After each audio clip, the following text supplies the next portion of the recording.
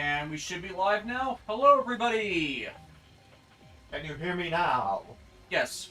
Good. I'm glad of that.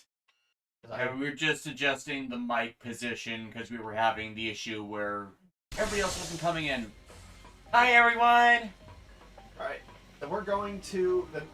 Oh, there's a bolt up there. I gotta get it. Gotta get the bolt. No, you don't. You can just leave. But the bolt! It's gold! A golden bolt? Ridiculous. A golden bolt in the sky. Enough of your lies! By the way, who here can actually guess what that is from? What episode of MST3K that's from? Oh, you need a doohickey. An decryptor. Yep, I got the decryptor. Oh, right, yeah. Failure.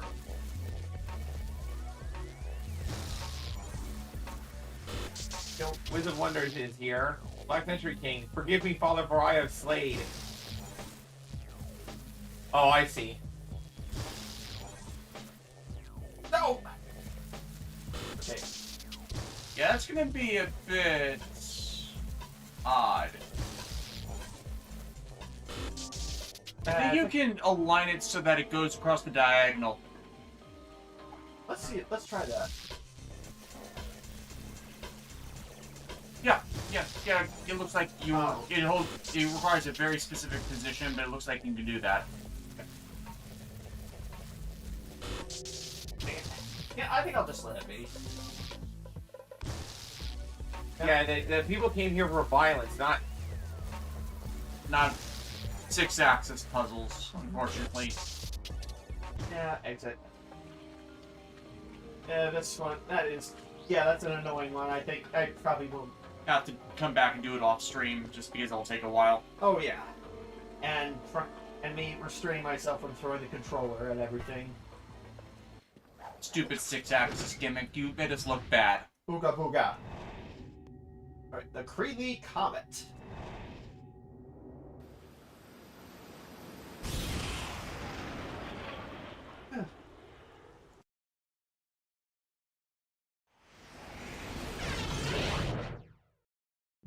Queen Emily. Hi, Des. Hi, Alexis. Hi, John. How are you guys doing today? Good overall. Good overall. I plugged in arms smoking me because we've been working out a lot lately. We managed to do the gym 5 days in a row. Hell yeah. I had an extra shift yesterday morning. Emphasis on the morning. It was. I was so tired, but I actually slept to 6. We must find a way to which see is through. amazing because my cat usually gets me up by 5. And she starts meowing at 4. And I also got my hair done, so, like, I feel like pretty nice. Yep. Alright, Chief. What can we do you for? Ooh, Pyroblaster. Ah, you're short. And you're also out of bolts. No, I have about. I need 21,000 bolts left. Oh, come on, don't do this. Game. The freezing? Yep. What's on this one?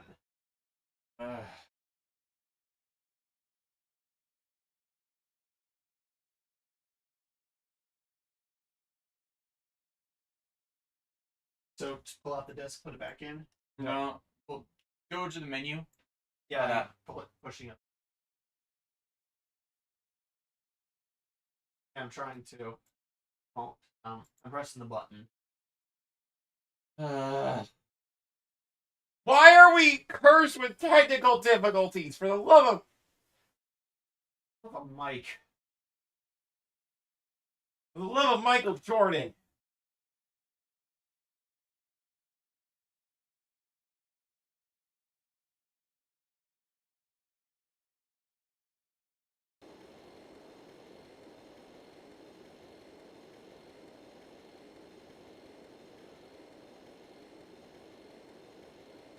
There we go. Devices, smart choice. Smart choice. I need Stern Sarcon. You don't need any more Groovatrons? Oh yeah. Black Century King, you have been banned for the day. I legitimately have it posted at the top of the chat. What the? Perhaps it is time to. Oh gosh, Ratchet, what's going on with you, buddy? I know how they think, mate. I'm a That was weird.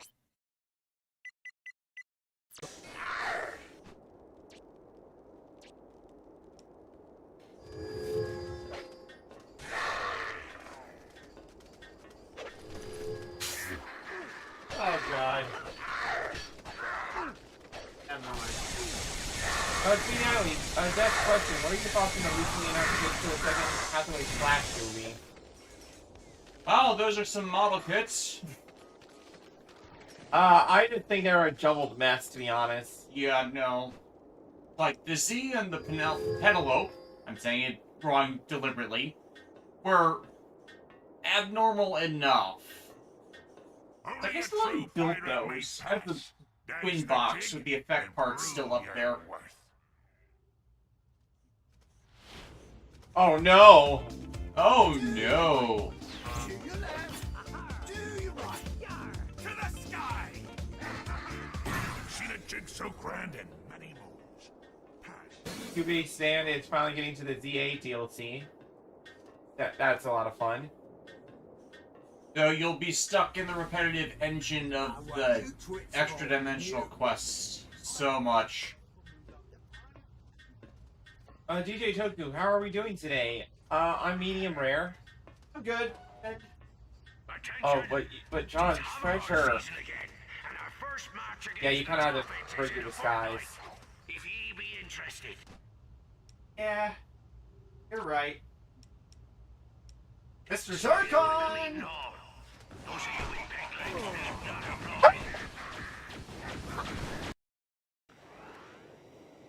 Oh. Hi guys, I'm home. Like a light breeze did you in. Bonk. Yeah, I'm just gonna fire Mr. Or you could use start firing off your other weapons while he's shooting. Buzz blades! Buzz Blades! Buzz blades! Buzz Aldrin blades. Buzz Aldrin owns the moon! No, he doesn't. You can't prove that. He walked on the moon! He and Neil Armstrong owned it!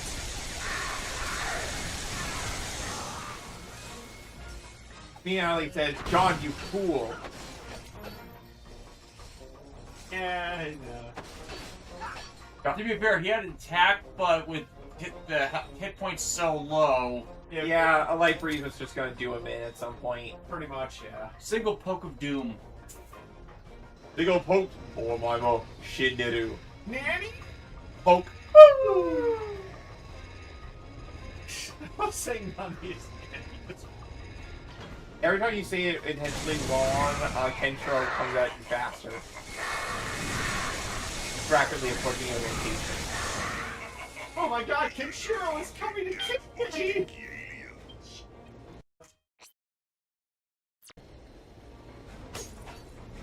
Yeah, it'll be back very shortly, so.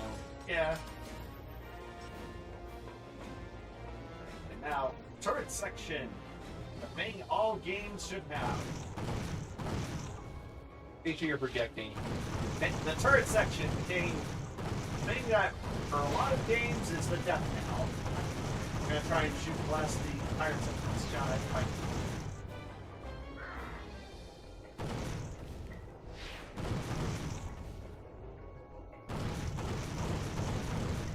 Oh, that's not.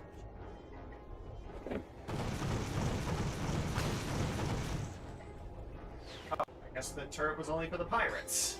Yeah, that's kind kind of of. the pointing. I thought it was going to be for shooting something in the sky or. No. That's disappointing. Shooting something in the sky. Enough of your lies.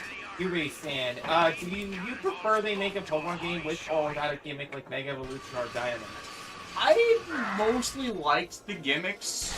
Like, it makes you want to go back to them if you want to exploit that specific one, though I get people are kind of getting annoyed as you can't transfer them beyond the games they come from.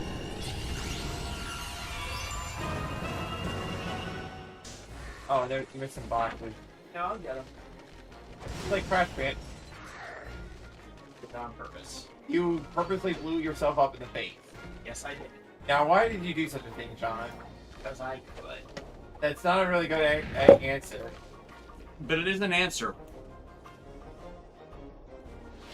Golengaro, I finally beat Hades, the boss, for the first time this week, and he's been kicking my butt every time I get to him. Yeah, that's kind of what the game's about. It's like you got to him once and beat him, now do it again. And again. Like, it's honestly like a challenging gameplay loop that, like, as time went on, I found better and better solutions for, like, just cheesing the entire dungeon and learning what my favorite combination of stuff was. And we tried out a different roguelike recently called Yasha, the Legend of the Demon Blade, and wow, I am not good at roguelikes. Roguelikes, blah.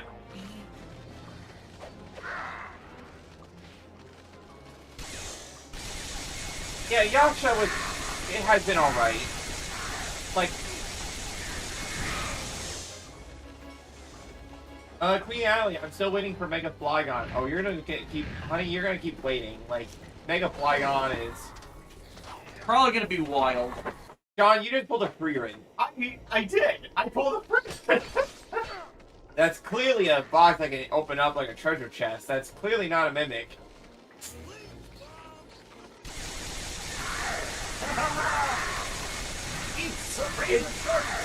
It's dark in here and scary. And there are wolves outside.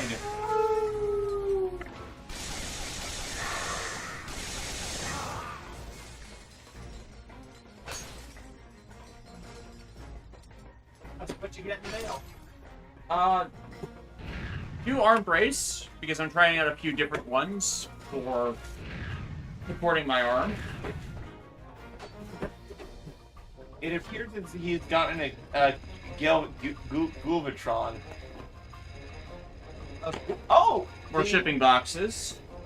Oh, sweet. That's pretty good Galvatron. And after which we finished, Transformers G1 last night. I will admit, I didn't watch most of it, only like the latter half of season 2. Because Alexis and I started season 1 and 2 without him, and then he just decided to join in. It was fine, but I really wish I had seen more of the first couple seasons other than all of season 3. Because I definitely did not get the G1 Transformers at its best. I mean, they're all up on YouTube, so if you want to go back to the stuff you missed, you can. Oh, fair enough. Okay, thank you. Didn't know that part. I don't know what is or what isn't available on YouTube these days. Yeah. Drone Dog, cute Far Cry guy. Have I ever told you the definition of insanity? Pretty much. And Freeman would just be like, okay, but hear me out. That chest could also have, treasure in it, or a grimoire. It could have stuff in it, and oh, she gets eaten. The most powerful of all the mages, and she gets eaten all the damn time. It's actually pretty adorable. Queen Alley, so I know you guys hate new Star Trek, but I have been watching Starfleet Academy. It's actually pretty good in my opinion, especially with the Deep Space Nine tribute episode. Yeah, there are still problems there, and it's like, it's a matter of lore inconsistencies where people have grievances, at least the legitimate grievances. There's a lot of illegitimate grievances, but it's like, yeah, it's farther in the future than any other Star Trek series, so you have centuries of changes we don't have context to, but that's the entire problem. We have centuries of changes we don't have context to, so we don't have context to say the Jem'Hadar now being a dual-gendered species when they were previously monogendered clones. So going from monogendered clones to a species that has two genders and can reproduce is kind of a big leap. I know that character is half Klingon, but you still have questions on how they even got there without conflicting with lore. And it's like, yeah, lore, it shouldn't be the absolute, but it's still... When you only have the frame of reference of what was done before, and you then jump centuries into the future where nothing that was done before actually seems to tangibly matter, then people are going to have legitimate grievances. Unfortunately, Star Trek is among a bunch of things that has a bunch of illegitimate grievances due to culture war stuff, but it doesn't exactly make it good to feel like you've missed everything that makes the setting different than what it was. But if it's now completely and utterly different in every way that matters, then it's not really Star Trek anymore. It was why the Discovery massive time jump really didn't save it from anything that was making it a problem.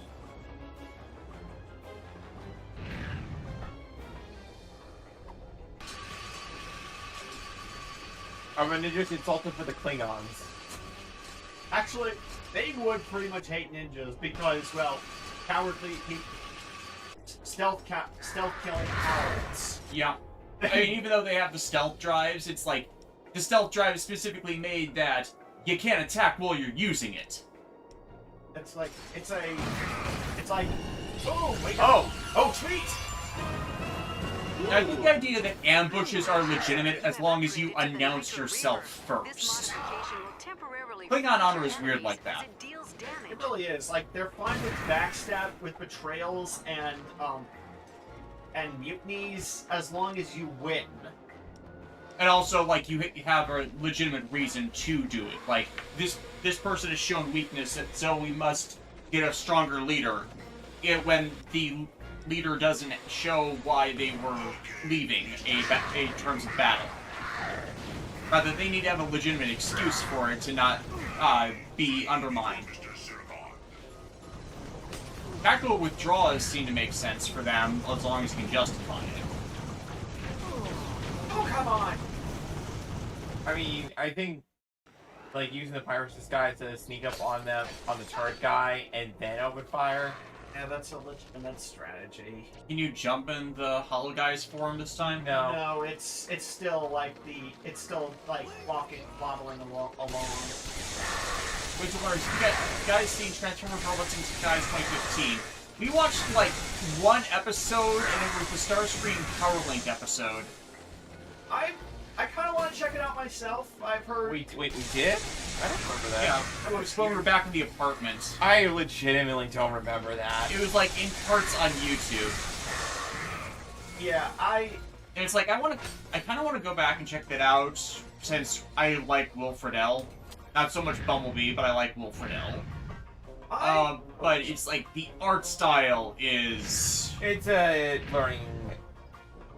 Yeah. Plus, you know, the annoyance of we have to contextualize it as RID 2015 because car robots is a thing. And we wish that had gotten a home video release. Damn you, Hasbro and Shout Factory, for being lazy about that. And then for a lot of things. Like, if Discotech can get all the anime licenses that Disney bought up from Fox Kids, and Car Robots is an anime they bought, that was bought up from Fox Kids that Disney had licensed to, there's no reason that Hasbro and Shout Factory could not have negotiated for the rights back. Especially since Disney wasn't doing anything with it. Davis saying, RAD 15 is not bad, but as a follow-up to Prime, it falls just a bit flat. Fair. It's another case of on its own merits, it's fine, but when mine was so well beloved and stuff. And it's like, we're going to take a break from doing more G1, then we're going to go through the Japanese G1 series. Possibly with the Omni dub for some of them, because we have to be introduced to the Ninja Consultant and the Decepticon. Oh, he knows you. Okay. Yeah, it's not working. But seriously, the Omni dub is probably one of the most hilarious things I've ever seen in my life, and I love it. You literally walked off. Trying to jump, there was a delay! Digitoku, I liked Earthspark, and then that ending happened. Yeah, we heard about that. We weren't watching Earthspark ourselves, but we heard it from the Transformers YouTubers we follow.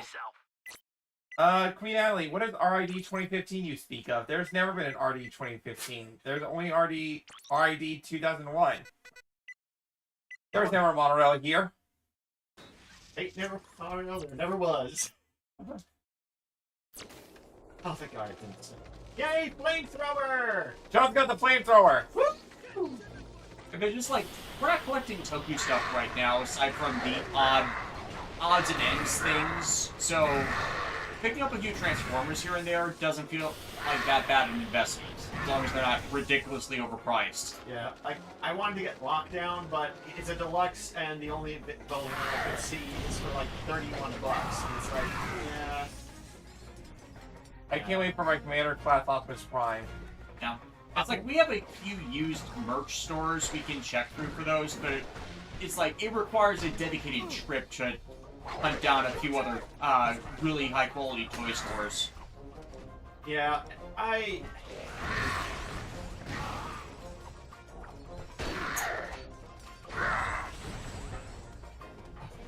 Especially since I'm effectively done with Ranger Key collecting until tariffs come down. And then everything else I got left to get, I can just get from Taka. I know he's not talking about Takahata 101. No. But it would be cool if you had a connection with Takahata. No, I'm talking about Yoshitaka, the guy who runs Kotetsu Toys Japan. Yeah.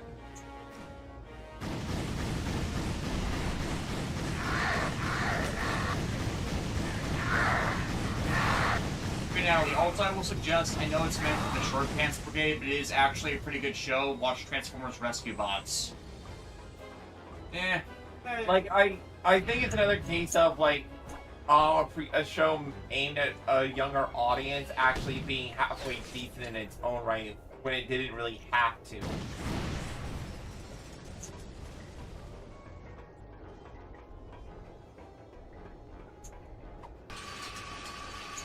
I did see a couple episodes of Cyberverse, and I have seen some clips that I thought were kind of interesting. Yeah, it's again a case of, if it's really good storytelling, nice, but goddamn that art style. Yeah, the art style is a bit off, but I do like some of the ideas. Like, for example, with Grimlock being, like, well-spoken and eloquent when he's in robot mode, but He's like the fusion between G1 Grimlock and Perceptor. Or like the Grimlock's new brain Grimlock. which I legitimately thought that was funny, but just the fact that Grimlock created life. Like, he got smart and was so smart that he was able to create A whole new combiner. Yeah, and was able to transfer his mind to them. I think it's just the idea of he made a combiner that is stuck Volcanicus adjacent stuff in people's heads. Before the proto-Volcanicus appeared in one of the comics. And the actual Volcanicus in the... Oh, Forget it. Can't win with these guys. Wait, and jump. Okay. Now, Nano Swarm.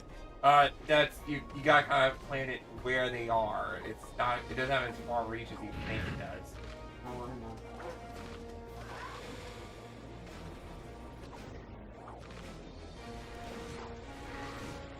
Die!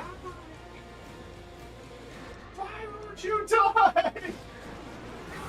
I'm an outlier, but I'm not a fan of Transformers Animated. Love the Japanese opening from Jam Project, though. Yeah, I'm not a fan of animated either. I like it, but I can see why people wouldn't. It's not, wouldn't be some people's cup of tea. I'm not gonna. You gotta like. I know. I gotta speak up. No, I was talking about the dodging. Yeah, it's like you dodging in midair is more likely to allow you to get hit. Okay.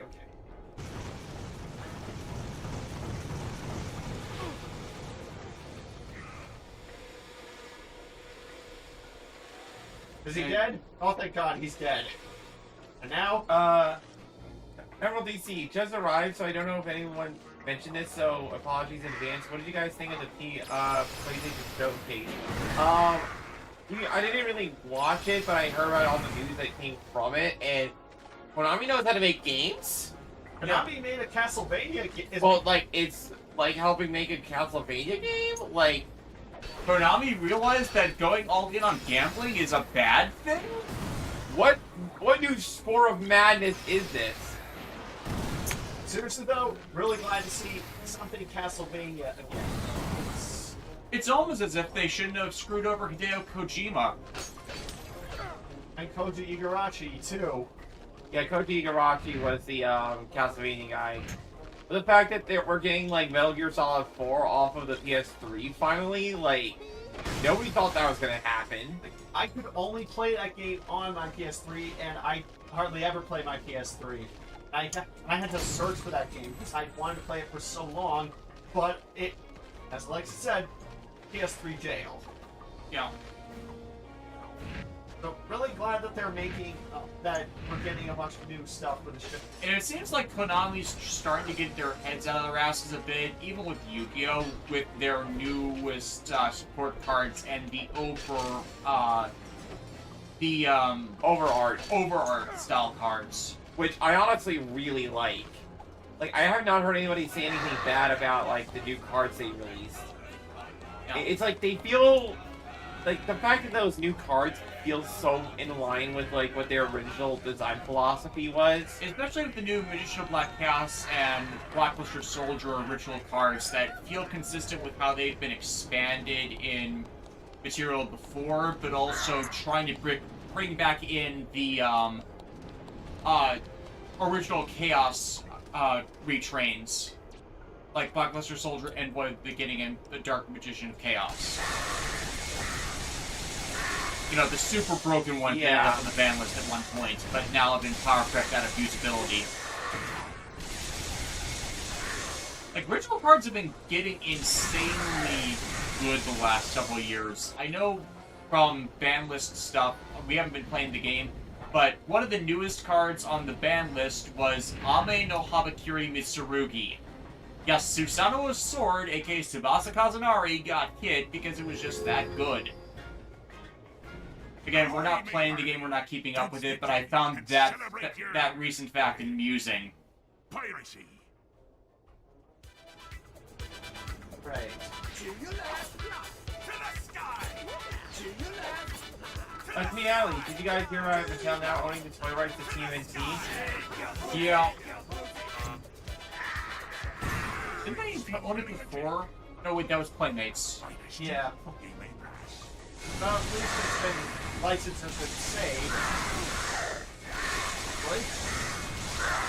Like, I'm not the biggest fan, but it would suck for things to go down. They are a staple. Big guy! Big guy! Leave me alone! Leave me alone! Get away from me! You can't get me, bro! No, you cheat! You didn't get clipped! Don't clip! No clip. John, you can't... John, What? turn on no clipping. You gotta fight the robot, Shinji. You fight the robot!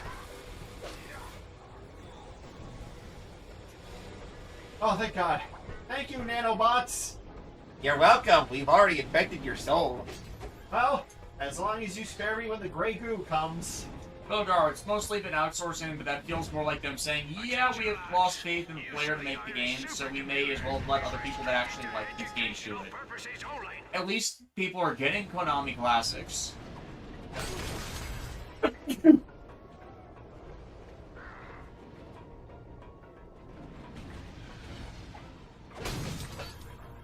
Oh, what's a wonder? Do you know how 4Kids censored a lot of anime back in the day? Apparently Japan did the same to many of the Western Transformers cartoons, particularly Beast Wars and Prime. Not so much censored, but they are known for doing gag dubs of certain series because they think it fits their audience more, and Japan's audience doesn't like that any more than America's audience likes that with Japanese anime. It actually ended up harming them. Seamus McSoggy Bridges. Because when they do that for Japanese, for American and Japanese media, the sales hurt.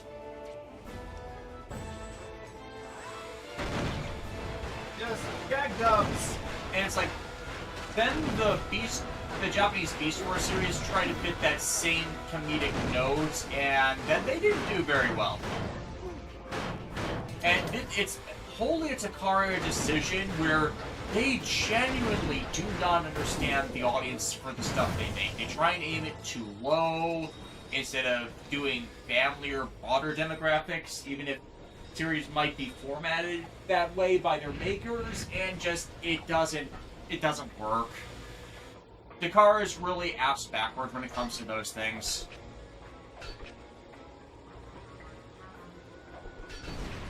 There we go.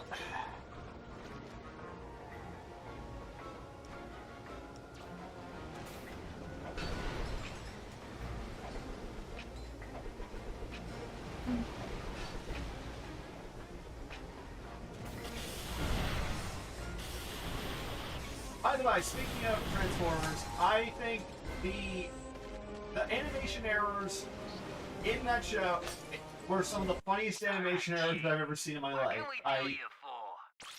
We kept having to stop as John noted them. They were just so hilarious. Ooh, Pyroblast. Oh, great. Ooh.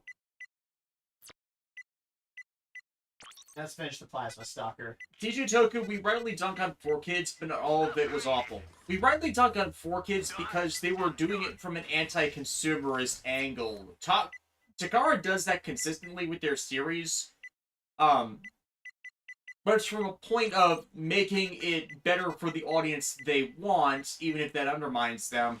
4Kids, no one like that, even their target demographic. Bada bing, bada boom. Granted, some of them were unaware of it, but once they learned of it, it kind of poisoned all of What it. we look like? A bunch of chumps? Nope, not Richard. Tron, I don't get the point of gag dubs. If you have no hope of the appeal of the media, why bother dubbing it / bring it over? I don't know. Especially in modern days where anime is so popular a genre, greater genre, not normal genre means, then it doesn't make sense because anyone who would be wanting to watch it will want it to be done faithfully and accurately. So, shoving in gag dub dialogue doesn't serve that purpose, it just makes people hate the dub. Now, if it's an older series and it was poorly dubbed, that's just period of adaptation where they might have not had the correct means to do it, or they might have had a bad director for not getting line delivery correctly. That's happened with a bunch of anime and with certain ADR directors. Not so much the case now. But if you're doing script adaptation and you decide to just gag dub it because you want to, you're not doing your job correctly. No one wants that now. Hell, probably force the makers, if they care, to actually redo it.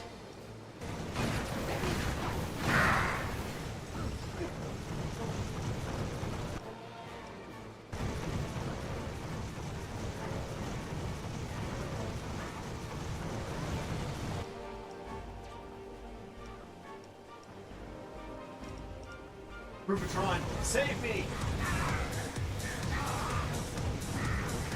Oh, come on! Yeah, You got it. Too close. You gotta do Mr. Zircon for things farther out. I think I got it. Oh, God. Oh, thank God. And now you just need some health power-ups. Yes, I do. And, oh, come on, they're right there. Only had a rifle of sniper run. Oh look, he's dancing. Yay! Digitoku could say nothing of splicing shows together. Thank God that's not a thing anymore, right? Not for stuff we would be interested in. The biggest issue we might have these days if something is subtitles only, and then they don't include the subtitles for all of the dialogue or music. Seriously, we had to stop watching Yuroi Shinta and Samurai Troopers because the music was that essential to understanding what was going on with the series, and Crunchyroll and anyone in the fan sub stuff was not including it. Like, okay, if the transcripts don't include the songs, make a best guess. and admit in the releases for the subtitles that it's a best guess that they will go back and correct later once they know what the song lyrics actually are. Skill issue, John. Yeah, remember that's there and then come back for them.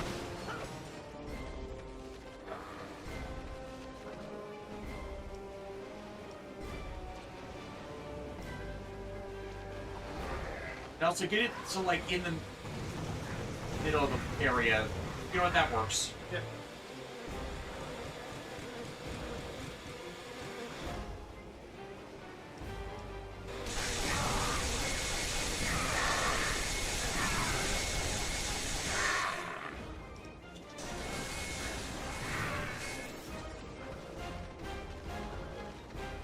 Mr. Zircon is your friend. He will end you. Digitoku Shin Armor Trooper is the spear counterpart to Symphogear. Yeah. For Crunchyroll also had that same problem with the original Symphogear releases. I can blast the turret, blast the arm. Alright. Hopefully Discotech will get the new Samurai Troopers series when it's wrapped up. Because what we did see we liked. Yeah.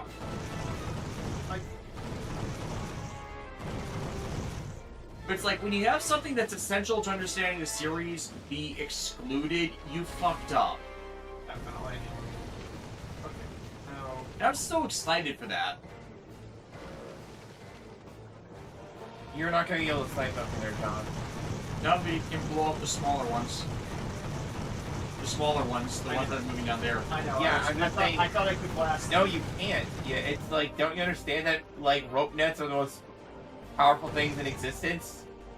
But not actually rope nets, they're walls that have graphical textures that allow you to see through them that appear as ropes. Oh, what? Oh, because they're smarty specific pants right on shield. Mr. Zircon is looking to kill you. I think I missed. Get him, Mr. Zircon! You are my friend!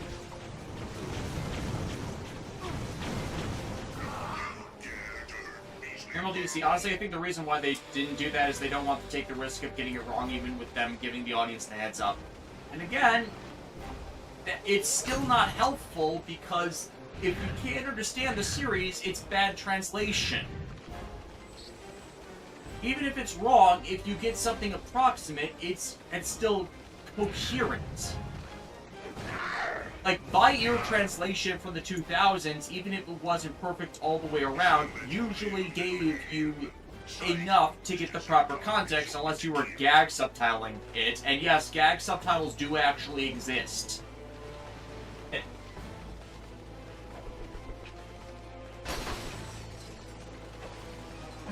I'm so happy that those nano bits did not fade away like most did. Yeah. And the entire irritation with Crunchyroll doing with it is unless there's a explicit public backlash and outcry over translation issues, Crunchyroll and Funimation don't generally correct anything, and it's left that same way for the Blu-ray releases. That's why you don't see song translation in Blu-rays anymore from them. They just take the subtitles that are up on the Crunchyroll streaming website and put them in the Blu-rays. So they've fixed nothing, they've improved nothing, they have added nothing. So if they don't do it the first time around, even if it might be wrong in some translation, then you're not getting it at all. So I would rather they do something instead of fucking nothing. Or, you know, the company they're getting the anime from provides the songs for them in the first place. Translations for the songs. What are you trying to do? Because that's what they used to do. And now they're just not getting it. I picked it up there because there was a blaster barrel.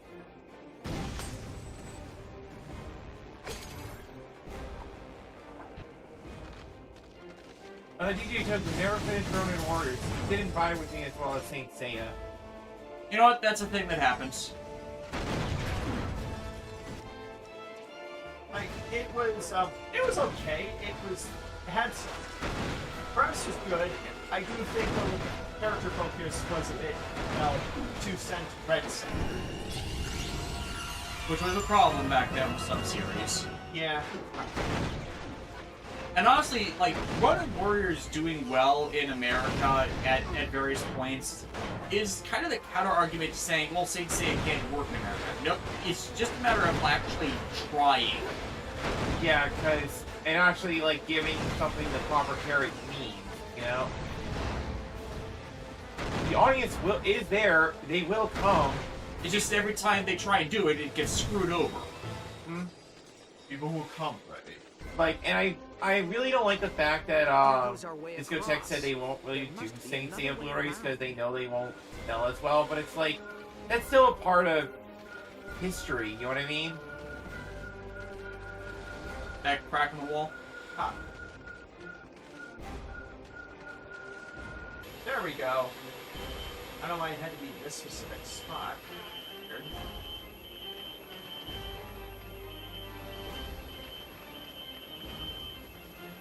Ratchet, I've been shooting the lasers at the weird Zony people gave me. Clank. How do you think of shooting at laser eyes in the first place, Clank? Or Ratchet? Forgotten function. I did not forget this function. The Zony gave it to me.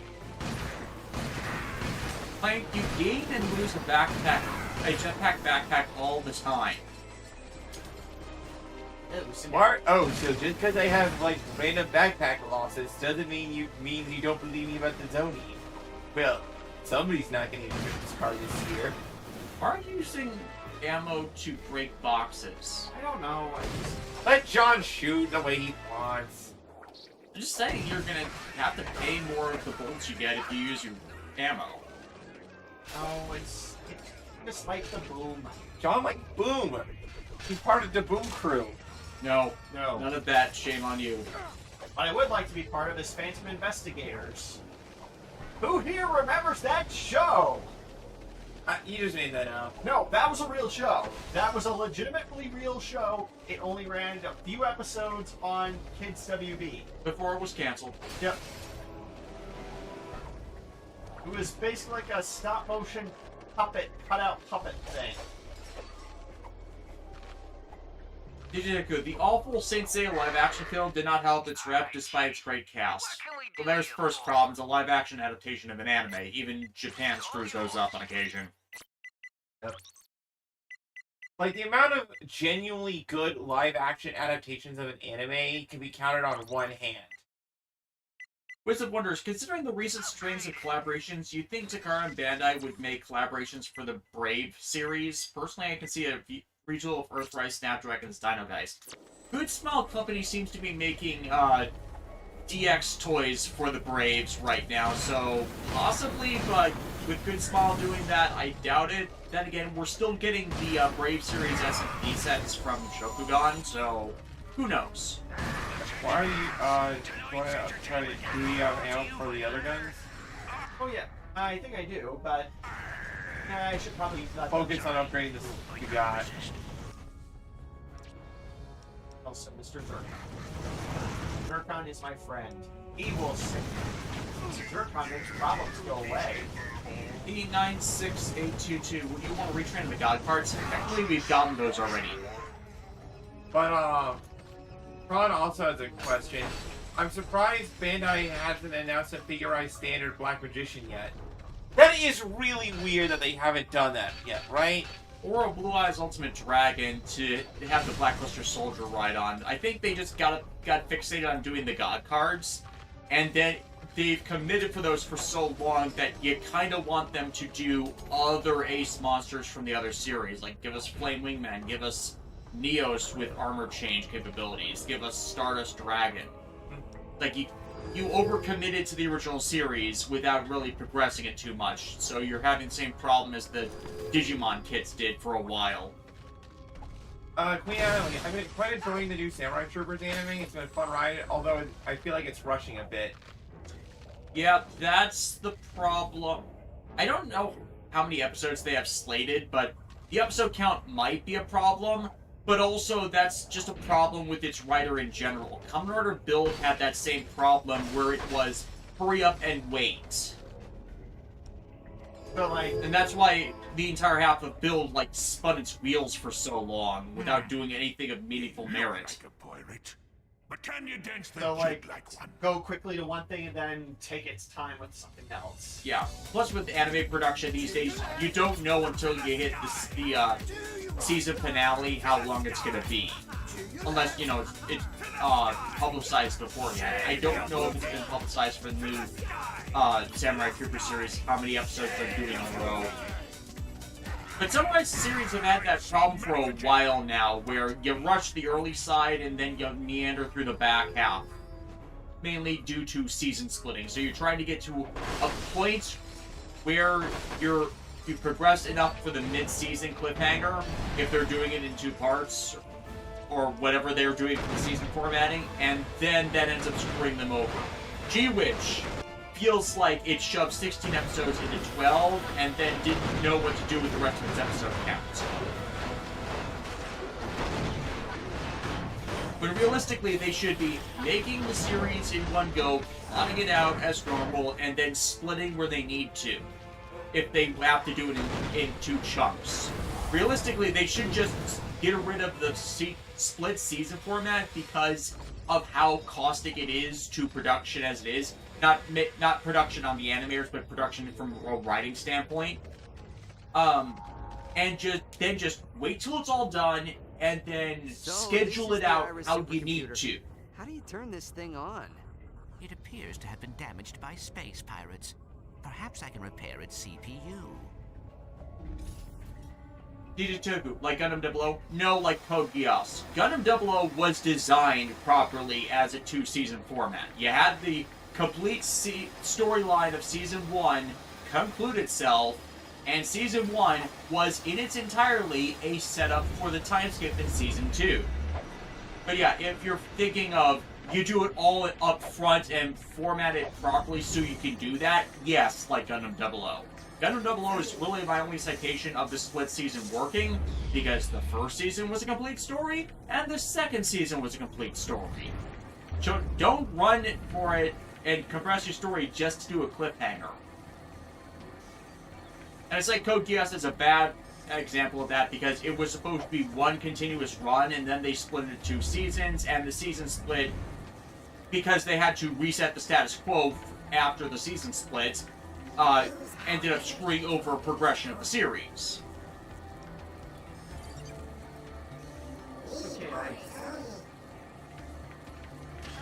But it's like another good example, Gundam Build Divers Re-Rise. They didn't really do a split season thing, whereas they went on a break, so it still functions as a full season.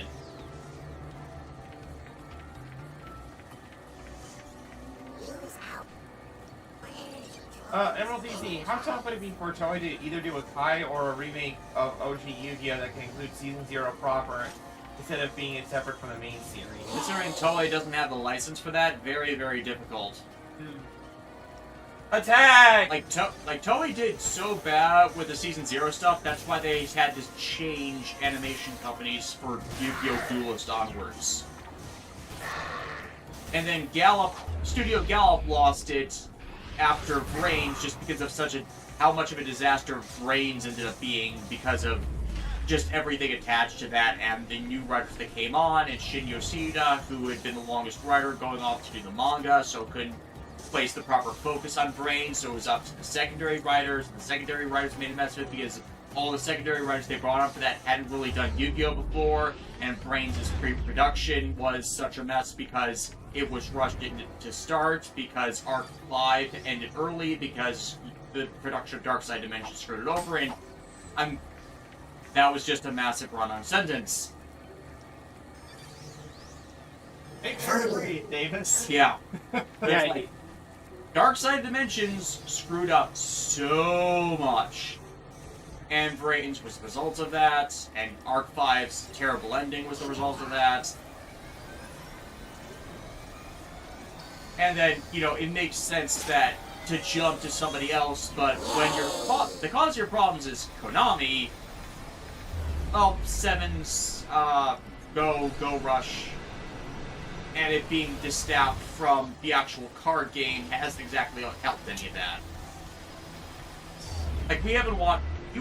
Alexis watched Sevens? Well, I watched some of Sevens, but what I, like, it's another show where if we were to watch Yu-Gi-Oh! Again, that's something I think we could watch because, from what I did see, the Rush format is, like, it's weird, but how they showcase the tools kind of sold me on it as its own unique thing, because it's not just attack, attack, attack.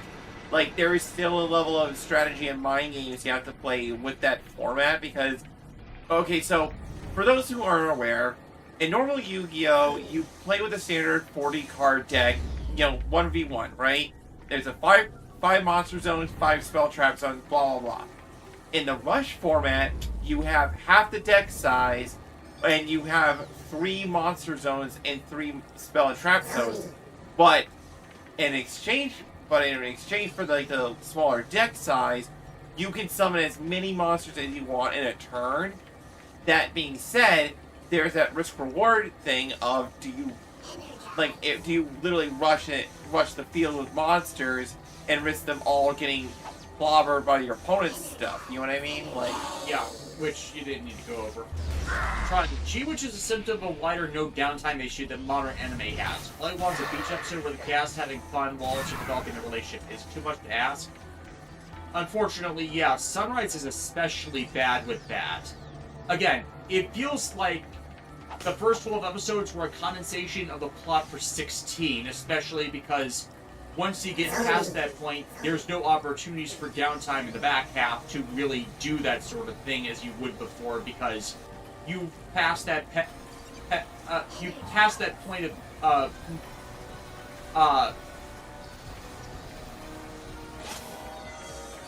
what's the phrase? You passed the event horizon on story progression where you're locked in and can't do that downtime character developmental episode. Which again is a problem with Ichiro Okuchi specifically, where he puts all that filler downtime stuff inside story material and doesn't think to put it in the main story. Which is more and more found to be a hindrance of his work.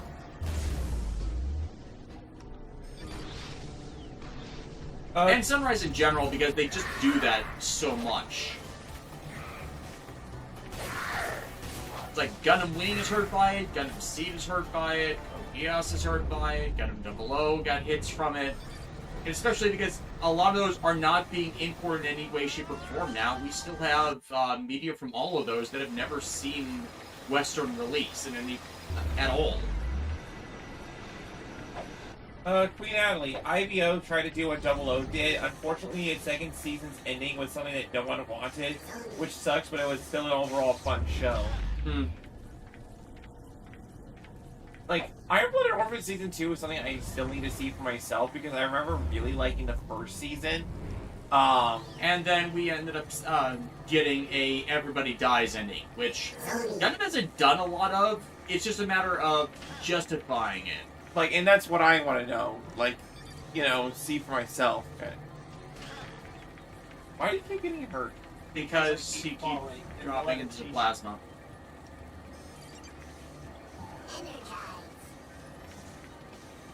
Okay. Alright. Got this.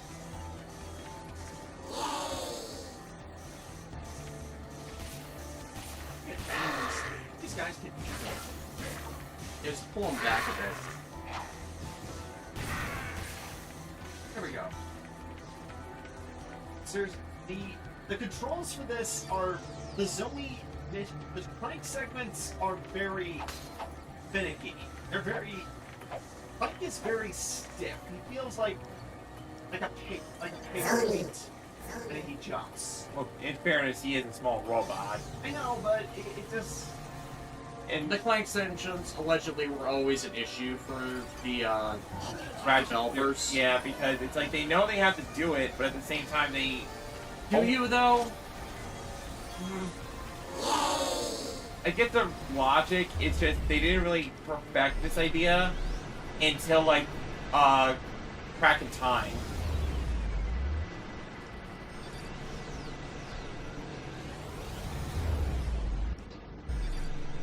Hello. What I Oh my gosh, you can actually punch. Yeah, you didn't know that? Well, I did. Well, usually they do. Usually I'm tiny and small and. Hey, Zoe. I'm to daddy. I'm a daddy. For the chosen. I am the chosen one, Ratchet. Do you not understand? The Zodi love me. Oh, then I can actually. Levitate. Oh, thank God. Phew.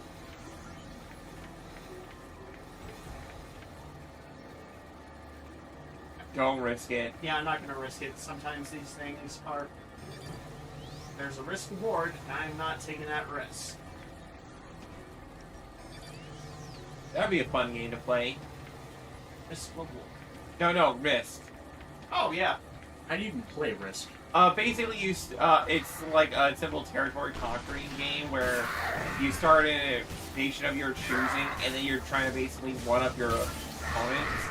And one strategy that I kept hearing about that Alexis, I was pulling a reference joke. Or James. listen, you're referencing shit that I can't remember. That's your problem.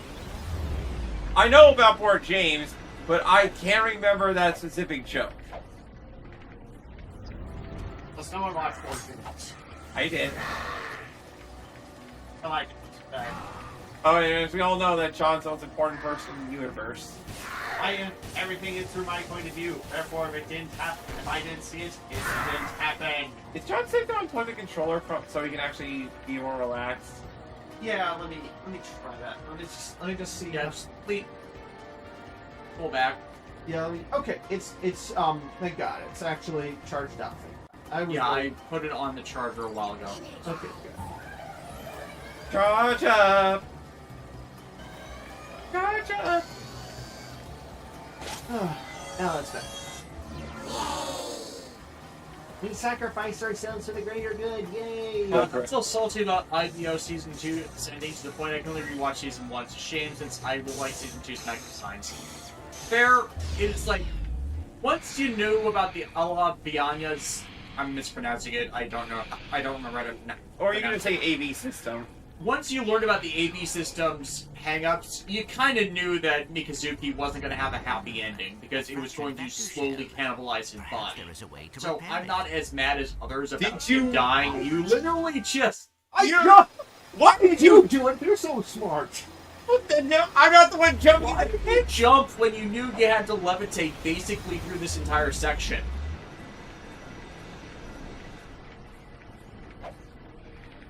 You literally fell at the end zone. How do I get by to say all that about stuff you messed up on all the time, huh? Doesn't feel good.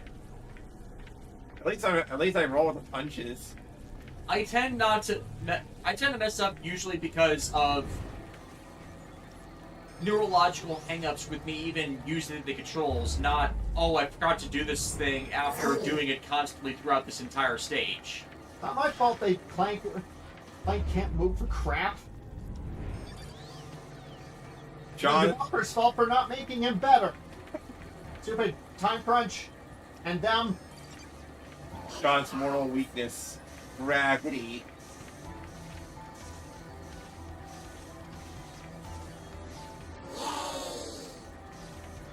DJ told me that we missed anything. Well...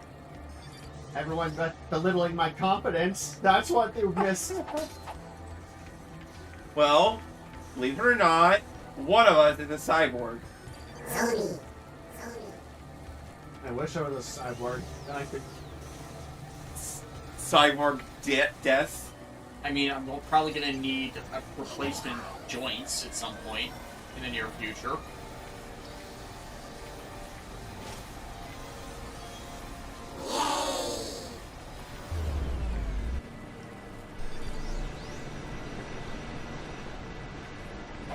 Emerald DC Tron.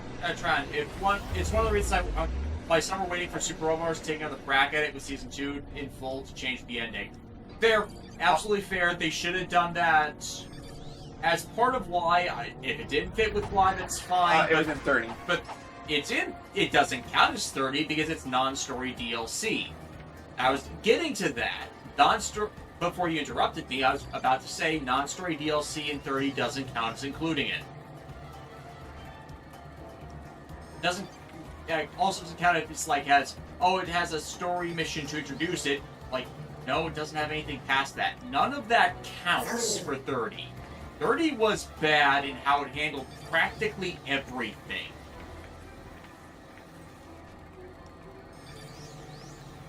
Wait until the platform was raised in its oscillation.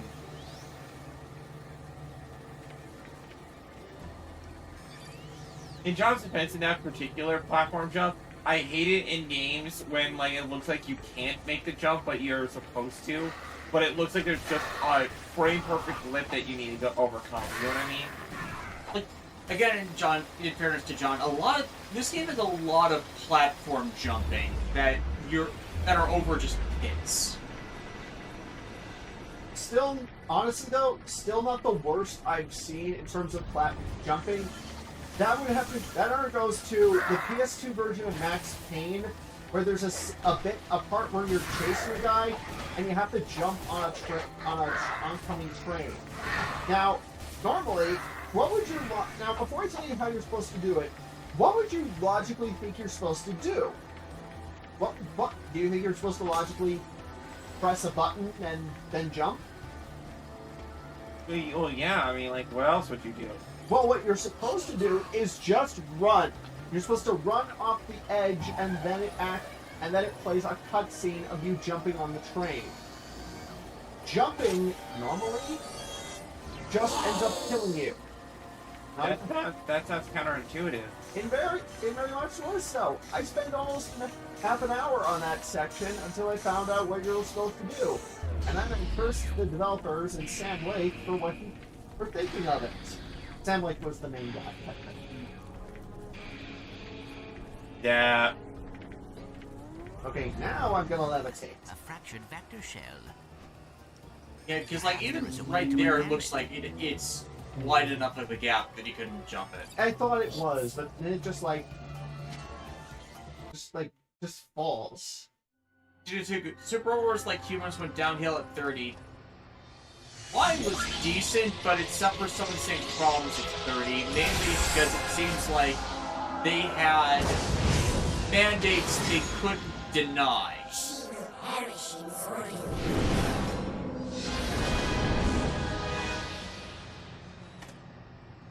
Basically, they have to... Yeah, basically they had to revise how they were doing stories from the canon for it to be accepted, and they weren't allowed to. That is my rationale for that, in Y at least. 30 is less excusable. Also, how Y handles Majestic Prince is less excusable. I agree.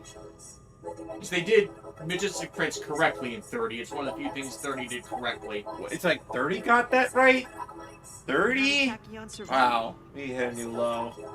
Discovered by Lombax trillion miners eons after the war, frozen in an egg on this very planet, and raised on Fastum. Wait, Tachyon was raised by Lombaxes?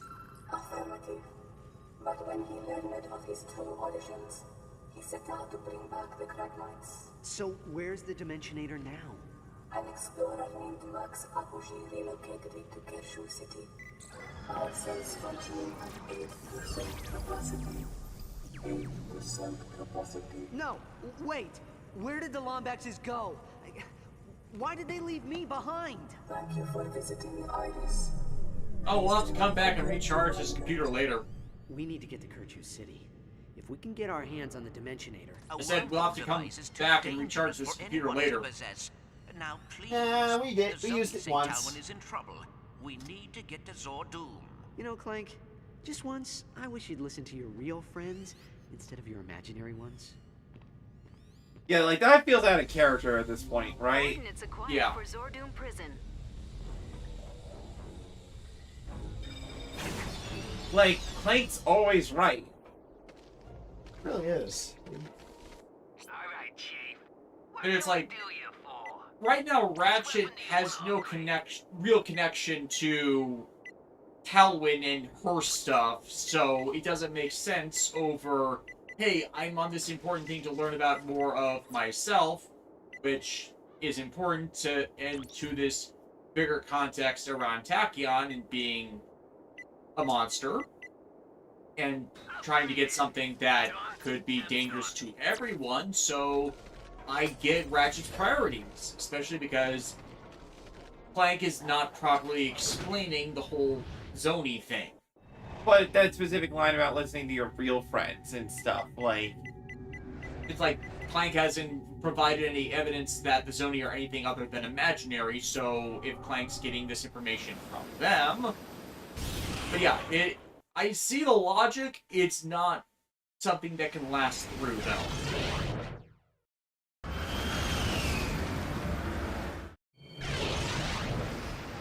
I swear, next time I do next Clank thing is just T96822, can you rephrase your question because it's poorly phrased? John, you were trying to say? Ratchet, please understand. The Dimensionator Also, it has a must lot of be typos that destroyed. make understanding Why? it more Because your difficult. imaginary friends told you so? Ratchet? Clank? Did I call it a bad time? No, your timing was perfect, Quark. Did you get the holographic schematics of Zordoom we asked for? No need for holographs, Ratchet. I happen to be a skilled schematic artist, trained at the prestigious Kurwan Learning Annex. Behold!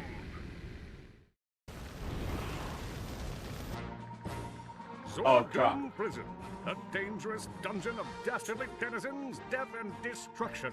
A deadly den of devious desperados damaged by decades of, let's just say they're criminals. To infiltrate this fortified fortress of fear, our agent, codenamed Dead Meat, will make his way along the grind rail of certain death, traverse the walkway of tortured souls, and ascend the grav ramp into the mouth of the Jolly Jackal. While I direct the operation from my townhouse of solitude, our agent will jump down the elevator shaft to the lair of eternal sorrow. It is here he will be confronted by an army of Tachyon troopers, a battalion of embattled bandits, and an entire school of zombie ninja panda bears. Good luck, Dead Meat. May you die a glorious hero's death.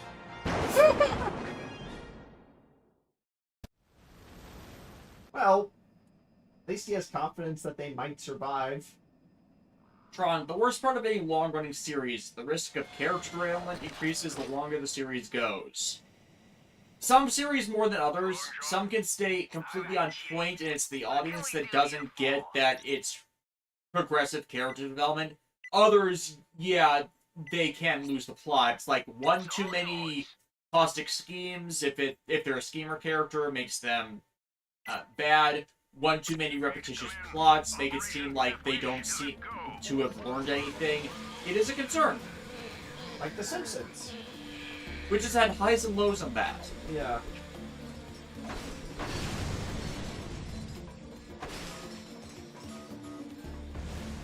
Ah! Didn't get blown up that time.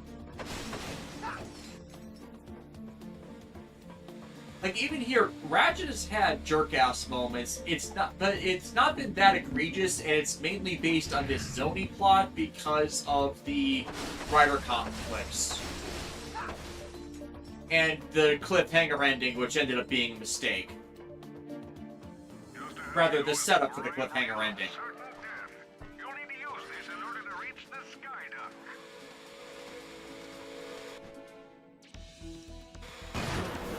Alright, now, bear in mind, don't die.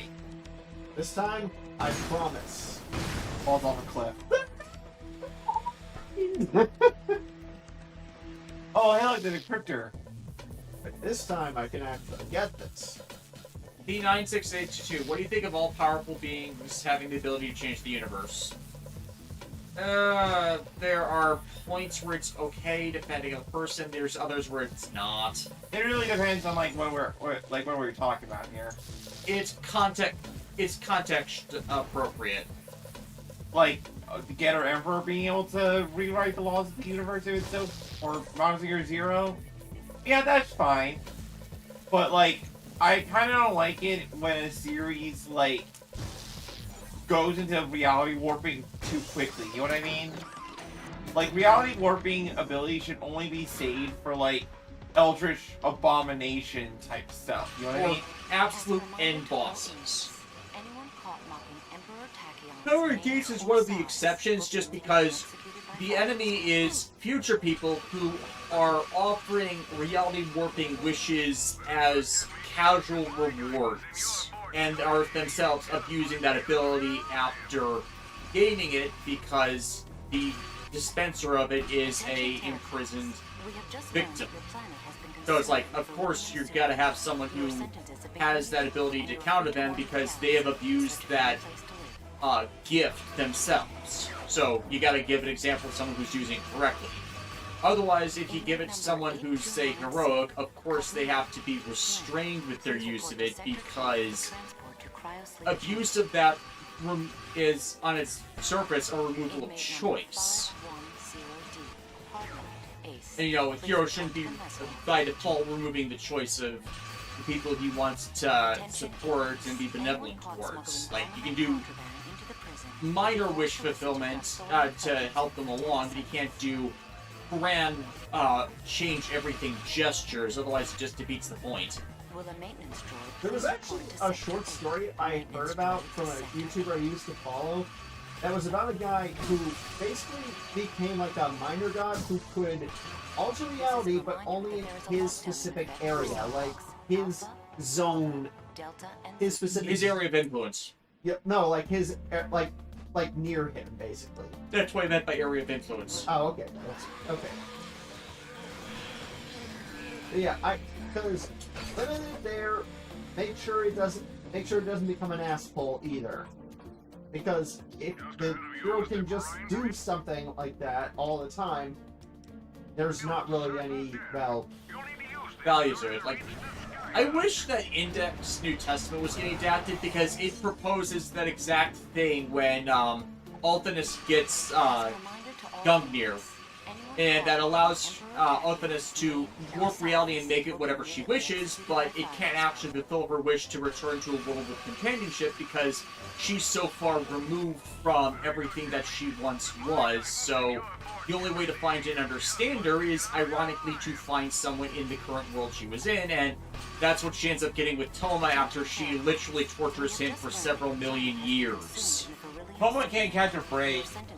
The guy really... Like, man. And that's subjective years that Toma remembers, but also has to forget because, you know, he's human and can't hold that much memory. Well, Openness as a pseudo-god can. So it's basically, she tortures someone for 4 million years that she remembers, while Toma can't hold all that. He starts to forget most of them, so he can handle through it. And he doesn't die for that 4 million years because each session of torture only lasts subjectively for Toma about an hour before his body is reset. Whereas Ultinus is immortal, and by her being the one pulling the reality warping, she actually lives all of it. So it's like, you can't torture someone for several million years without it starting to affect you, or you get reverse Stockholm Syndrome out of it. Where you start empathizing with your victim more and more to the point you can't really harm them. This is a reminder that there is a lockdown in effect for cell blocks. Toma goes through a lot. Delta and Zulu. Please find now the main character from Misery is just wondering, how could that have happened to me? Okay, so there are no tortured souls, but be careful of those spotlights. They activate Zord Doom's impenetrable defense system.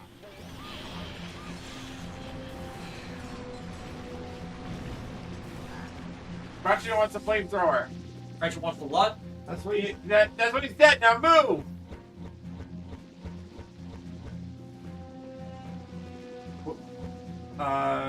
Bradley Harris, I've been watching Saint Seiya Lost Canvas. It's pretty decent so far, but damn, are the Gold Saints dropping like flies. Kind of hard to get attached to any of them. Yeah, that's sort of a problem in the later arc of Saint Seiya, where we had all these Gold Saints that were supposedly really, really powerful, and they did show off their abilities, but they do have a tendency to kind of fall off. Get warped. You know? Just so, like, the main characters can actually do stuff? Yeah, that sort of thing. You've seen it before in Shonen, like, the supposed elder, like, more experienced fighters dying or, like, passing on the torch to the new gen in some capacity or the other. Yeah. Ooh, Visicopter. Smart choice. Smart So, choice. the Gold Saints, I thought what? Are they separate characters? Or So Gold Saints are basically the ones that are supposedly, like, in the inner reaches of Sanctuary that are based off the more well-known constellations, and are, like, you know, supremely powerful. Like, we're talking about, like, Virgo, for example, you know, like... The actual horoscope constellations. Right. Because, you know, Cygnus, Pegasus, Dragon, like, those aren't horoscope-based, but the Gold Saints are. John, think the main zodiacs versus the horoscopes from Wars. Oh. Yeah, basically. It's like, some are constellations, some are have greater meaning. Right. And, like, the Gold Saint... Now, one issue I will say with Saint Seiya, and I think this is more due to it being, like, an 80s shonen rather than anything else, is that a lot of characters towards the end feel ancillary to the main characters, if that makes any sense. Like, they were introduced, but they didn't have a story themselves. Right, like, or what story they have isn't... Well, it's there. It services the plot, and it does what it needs to, but it's not much more beyond that. If that makes any sense? Like, it's like if you're playing D&D, and you got the character backstory for, like, a paladin that showed up, but that was it. Like, that kind of thing. Yeah, it doesn't go further than just the surface. And when you think it's gonna go past the surface, it's like, okay, but why aren't we doing that with the actual main characters? You know what I mean? Yeah. Better example, Dragon Ball Z, the Boo Saga, everything with the other high school kids that we never see again after Videl gets... Right. Powers. I was going to say, crippled. Oh. You know, past the tournament part of that arc. He somehow got a skill point. Yes, I did. Seared to Attention all Ahi. inmates. The Empire has officially suspended all parole hearings until the Lombax threat is neutralized. Additionally, pardons will no longer be offered to inmates of Lombax DJ Choku, Ratchet versus the Thing, make it happen. Versus the Thing. Oh! Thing from another world. Actually, they keep doing that. And that was legitimately on me. I realized, crap, there was a place I could actually walk. Yeah, it's like you jumped and you forgot to use the jetpack to get to the platform. I was trying to use the jetpack, but then I realized I could have just gone the way I had come instead of hovering. So I'll cop to that. That's on me.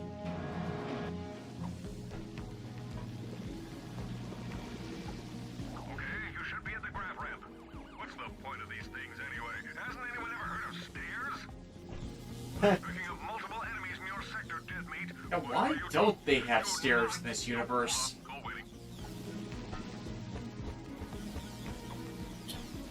Because then the well, they were going to, but the grab boot lobby, but the grab boot lobbyists, like, were not having it. You made it? I mean, you made it. Now head inside and use your decryptor thingamajig to hack the bridge. Surprise me is that I could have sworn I saw a save zone here. Like an auto save zone here. Nope. Versus. I guess the Seared Hami, like, was a skill point for, one of those, like, hired goons you torch with a flamethrower. Yeah. Like when they're Octopus. No, definitely them, because ahi is a type of fish. Yeah, I think it's like tuna. Are you having a ball? Yes, I.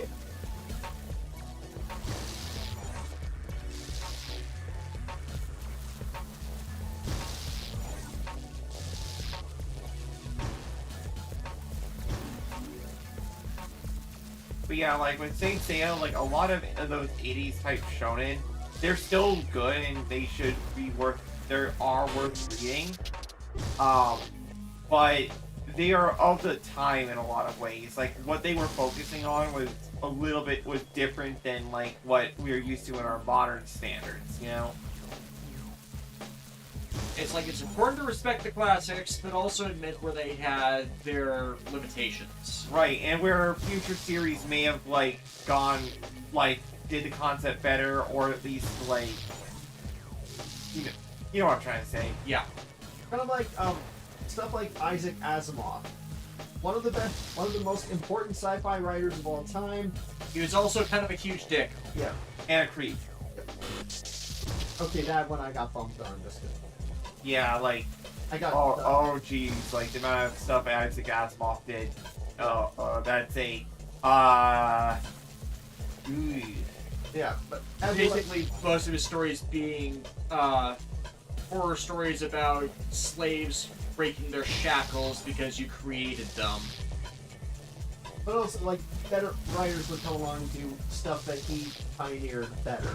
Yeah, because it's like just because you created the concept or idea does not mean like you are the master of it. Yeah. Like I'm currently reading Lord of the Rings, the original book right now. Thank you, Alexis, for the illustrated version. Okay. And while I am liking it, I do see the changes that were made for the Fellowship and why a lot of the changes were necessary. Like story-wise, because this is something that probably a lot of people don't know. In the original book, there was years between like Frodo getting the ring, inheriting the ring from Bilbo, and then Gandalf being like, and then him learning about it, and then Gandalf telling him you've got to go. But then it's like in the movie they're like, you gotta go now because I mean, there is a presumption of a time skip, but he can't exactly make the hobbits, and especially Elijah Wood at that specific age, look younger to then properly infer the passage of years. Definitely not. Like it's like you can. It still establishes that this has probably been a sizable time skip between those points for Gandalf to do that research, but then there's after, like, he tells the story, it's like, okay, we gotta get going. Frodo's like, okay, we'll leave after my birthday, because I've got to finalize the sale for Baguette. And it's like, and then that's like, okay, you're gonna leave because you need to get your affairs in order. Seems like you could just go and leave a sign on the door that gone fishing. Be back whenever. yeah. Now the movie definitely made some right choices, and yes, Tom Bombadil's sacrifice was a necessary one. Granted, I've never been able to functionally read any of the Lord of the Rings comic books just because the way in which they're written literally makes me fall asleep. I can get that. Like, there's actually a scene where they meet elves, and they're like, they have a long talk, and then they're like, okay, on with the adventure. It's like, oh. Wait, Natalie, I'm not sure if you've heard about this or not, but we were getting an independent post-series graphic novels for The Owl House. Yeah, we saw that news yesterday. Congratulations. You have Either can say upgraded to damn the now. Ravager. Your weapon has been modified to disperse a God, small Belgian powerful waffles! shockwave with Wait, each I can attack. swear for real! Got one of the best jokes in all of cartoon history. Once you've hacked the elevator controls, you'll Yeah, Bradley Harris, the only thing keeping me away from the OG Saint Seiya anime is the art style where it feels a lot of characters have the same face. And you say face syndrome is a problem with a lot of anime, so I don't feel like it's that big an issue these days. Alright, you just need to wear the one at the bottom. It went the wrong way. Yeah, you needed to... Okay, on the one on the bottom right, you need to cover the circuit with the orb and then have it swing back around. Okay.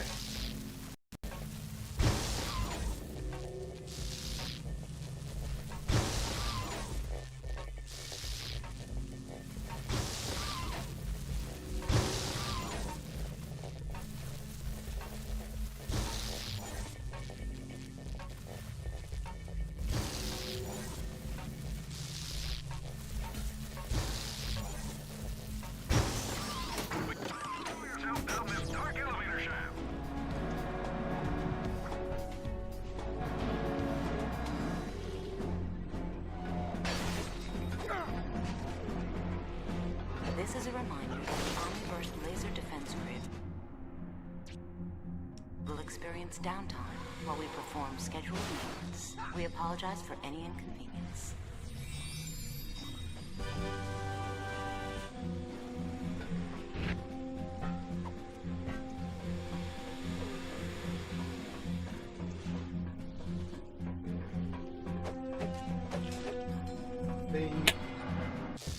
Yeah, we're good. We lasted an hour and a half this time before the audio cut out. Yay! Steal Sean's brain. Again, I keep fucking with settings off stream. I keep doing unlisted streams to test it. It's only when we're actually live for an audience that it keeps screwing itself. I don't know what it is at this point. Who loves momentum-based gameplay? Not me. What? You don't? What? What? What? No! What?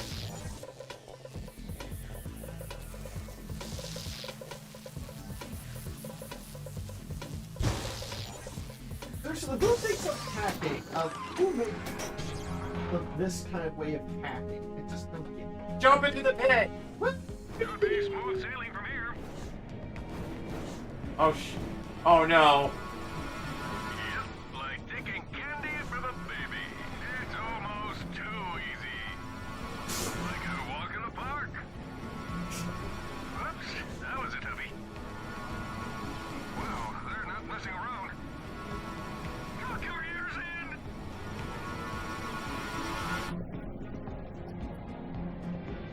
Heh. Lock down all cell blocks. The fugitive is attempting. Alright. Rescue prisoner 979B. Apogee. Please I wonder, your computer has developed a sadistic hatred of you. Not the computer, OBS. Like, I will figure out what keeps causing this eventually.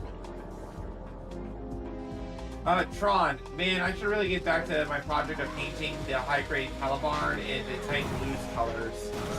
Yeah, that works. That's legit. Yeah. Yeah. Yeah.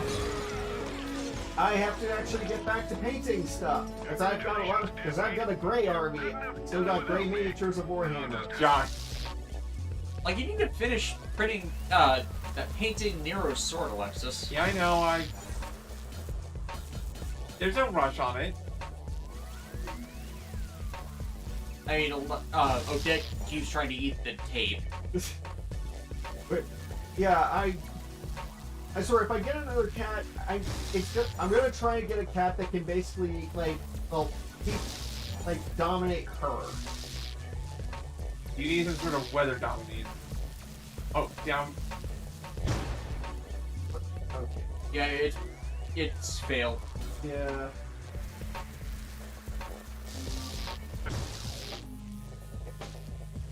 I swear to gosh, Ratchet and Clank and its puzzles, right? These puzzles, It's like They want to keep with them, but they just keep making them more obnoxious. Yes, that's the key word, obnoxious.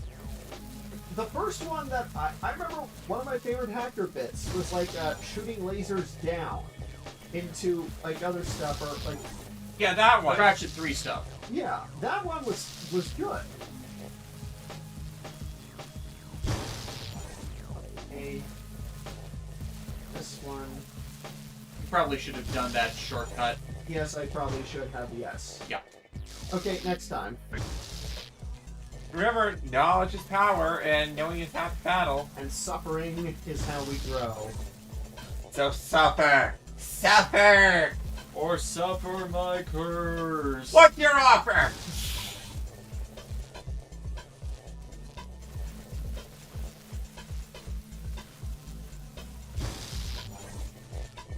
Trying. To be fair, every computer will develop sadistic hatred for its owner with how Microsoft is running things. Yeah, but again, I started this on Windows 10, and Windows 10 on my last computer didn't do this.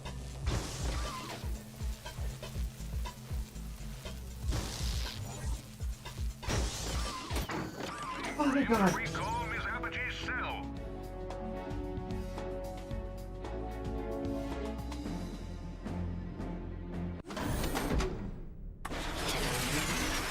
Wow, a jailbreak. You sure know how to impress a girl. Are you kidding? We used to do this all the time back on Kerwan. We did? Wait. We did? How did you even know we were here? Never mind. Come on, we have to freak Wait, Clank? And now he's like, wait, Clank was right. Inmate number 979. Yeah, so this should have been a point of apology. Alright, Chief. Yeah, that What look can is we like, do you oh. for? Oh, Okay, maybe Clank has something going there. Maybe I've been a dick inappropriately. Okay, little pieces like that. But if they're like going to end on the Clank taken by the Zoni thing for a big shock, oh god, I screwed up, you kind of have to justify Ratchet's point of view.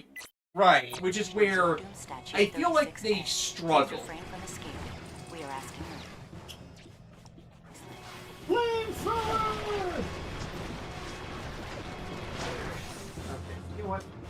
Stupid shield, stop getting in the way of my laser. At least she's invincible. Yeah, who knew? Escort missions are bad enough. This way. Yeah, we don't need that.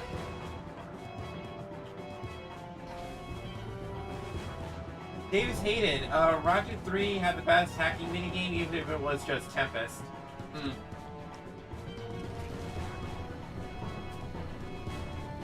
Attention inmate number 979B. This is your last warning. Surrender your weapon and place your hands behind your head. The Bud plays are kinda nuts. Yes, they are.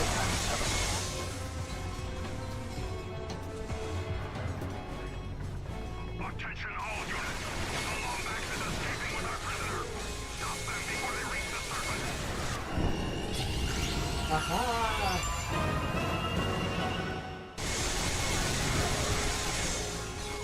Wow, this definitely wasn't in the plan. God! Transport the warbot to Sector 7. Mr. Zircon, attack! Mr. Zircon is the avatar of your We need destruction. to split up. I'll head to the holding chamber to free my friends. We'll radio you when we're clear.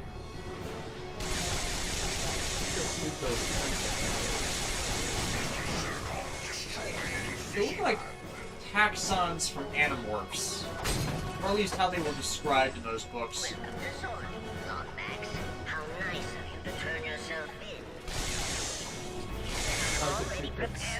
Yeah. Important conversation anyway. Blah blah blah. I'm Emperor Tachyon and I got a small thorax.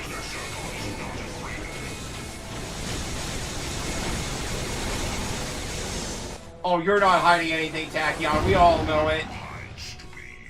Mr. Zircon only cares for the turrets and cut down anything that tries to get through. Inmate number 182. Renfrew. Okay. Way to justify the later Zoni theft plot point with Ratchet being shocked over it. It's like, with Ratchet's initial dismissals, Clank could say, stop saying his information source is the Zoni. Just say, I see some intel that was missed in this other information drop, and with all those screens on there, say Ratchet's looking one way with that computer, and Clank's looking another, and saying, hey, I saw that Talwyn is in prison at this other location. Let's go. I pull up this like the information data, let's go and save it. Better justification than constantly saying zony, zony, zony. I've been zoning macaroni. And again, understandable with this game that there's some hiccups, considering one writer wrote most of it, left, and then our remaining writer had to pick, second writer had to pick up pieces. That's always a problem with that project. You don't have to have, especially when you have to pick up other person's slack. My slacks. I can't. I need my slacks. The snore slacks. Ah, more weapons. Good. Alright, Chief. What can we do you for? Snoop around, Almost Chief. there, It's our place to negotiator. protect you. There you By go. almost there, you mean another 100,000. 100,000. This is definitely a Moo-Cow film. You're a moo cow. Oh, come Why on! do? I saw there was a separate platform there, Yeah. but it's definitely an issue with this game and its floating platforms.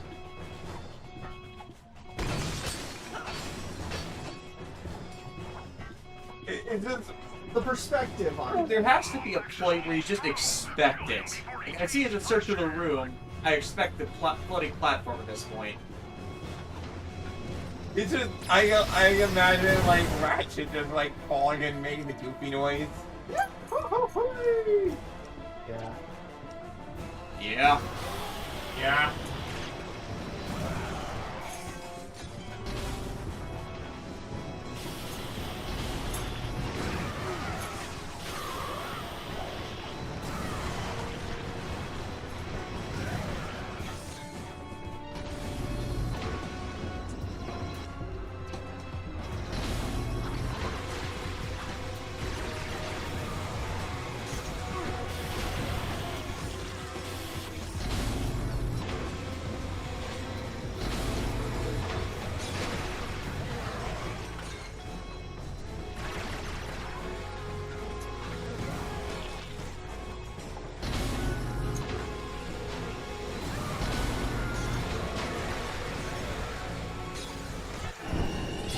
Yay, upgrade! Finally! B4!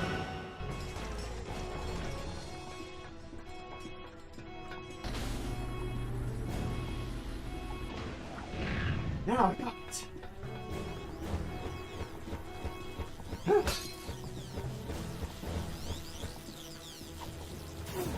Ow. Alright.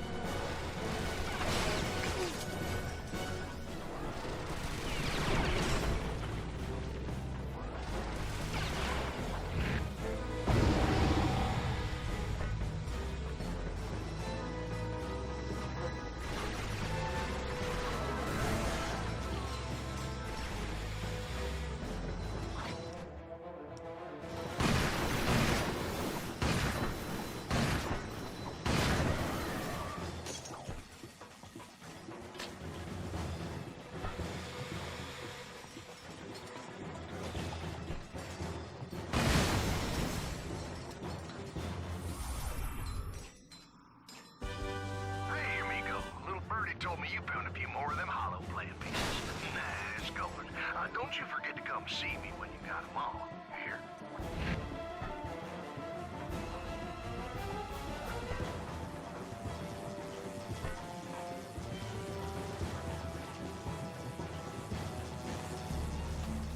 Spectacular news, Deadmeat. While you were lounging around Zordoom, I managed to steal the coordinates to Kurchu City right off Tachion's personal computer. I'm uploading the data to your ship. Don't worry about thanking me, Deadmeat. It's all in a day's work for this superhero. Quark out. Coordinates acquired for planet Jacindu.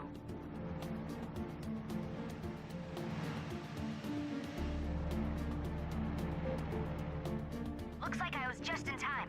I found Krog and Zephyr in the scrap Oh, compressor. good now? We'll meet up with Yeah. you once the coast is clear. Good luck. And thanks, Ratchet. And now for this other part. Inmate number 260G, Vorsalon, Flint. Please report to the medvac station.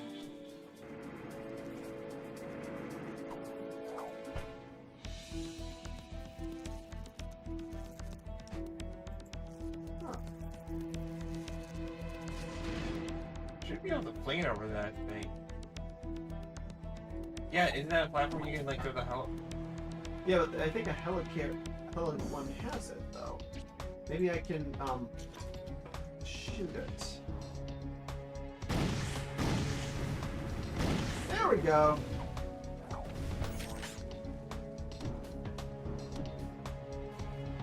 come on, it's over there. Will a maintenance droid please report to the sensory deprivation tanks in Sector 4? Maintenance droid to Sector 4. Sector 4? What do you need with the sensory deprivation tanks? Punishment, probably extreme punishment.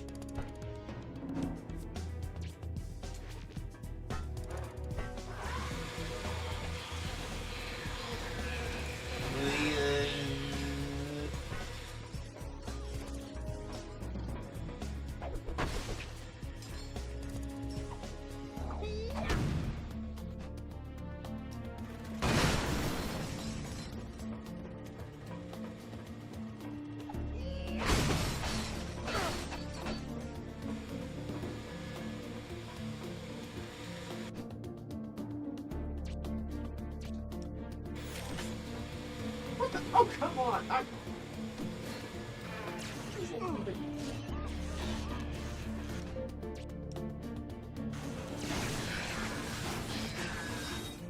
Good thing there. Oh, there was no help in here. Maintenance droid, please report to the Skydock for grind rail repair. Maintenance droid to the Skydock.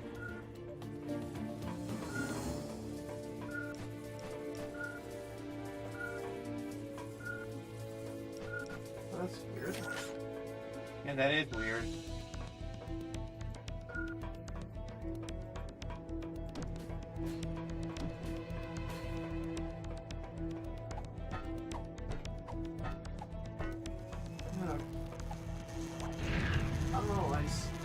Oh, come on! I was right there. You were, and then you fell.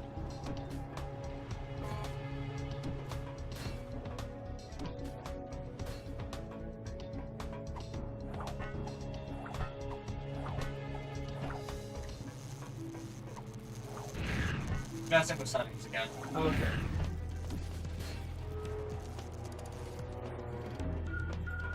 There we go. And I was running Audacity at the same time, and it also disconnected when the mic went dead. So I'm checking a different setting, because that's external to OBS. Attention Sorghum staff. The North Lab Ramp is undergoing routine ionization treatment until next Thursday. Please take appropriate safety measures. Now you can go continue forward.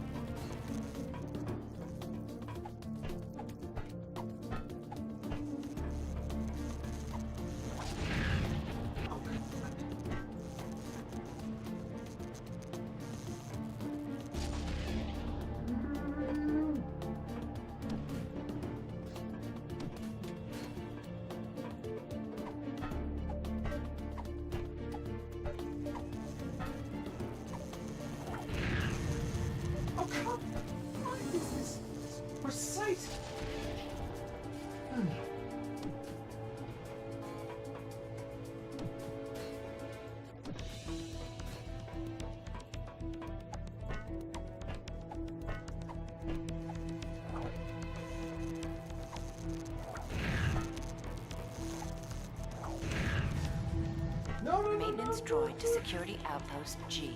Maintenance Oh, droid to Security I was Outpost right G. there.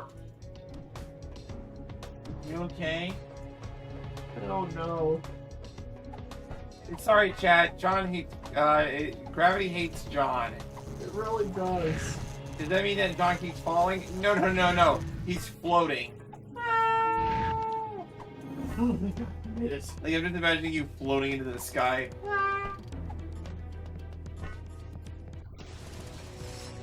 I know why they can't be like this, but I kind of wish they would make the TNT exploding box noises from Crash Bandicoot. Yeah. Weird how a sound effect can be copyrighted.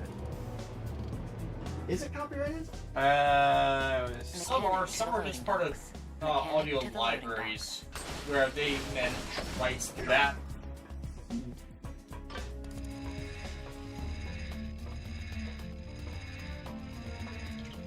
You spin me right round, baby, right round.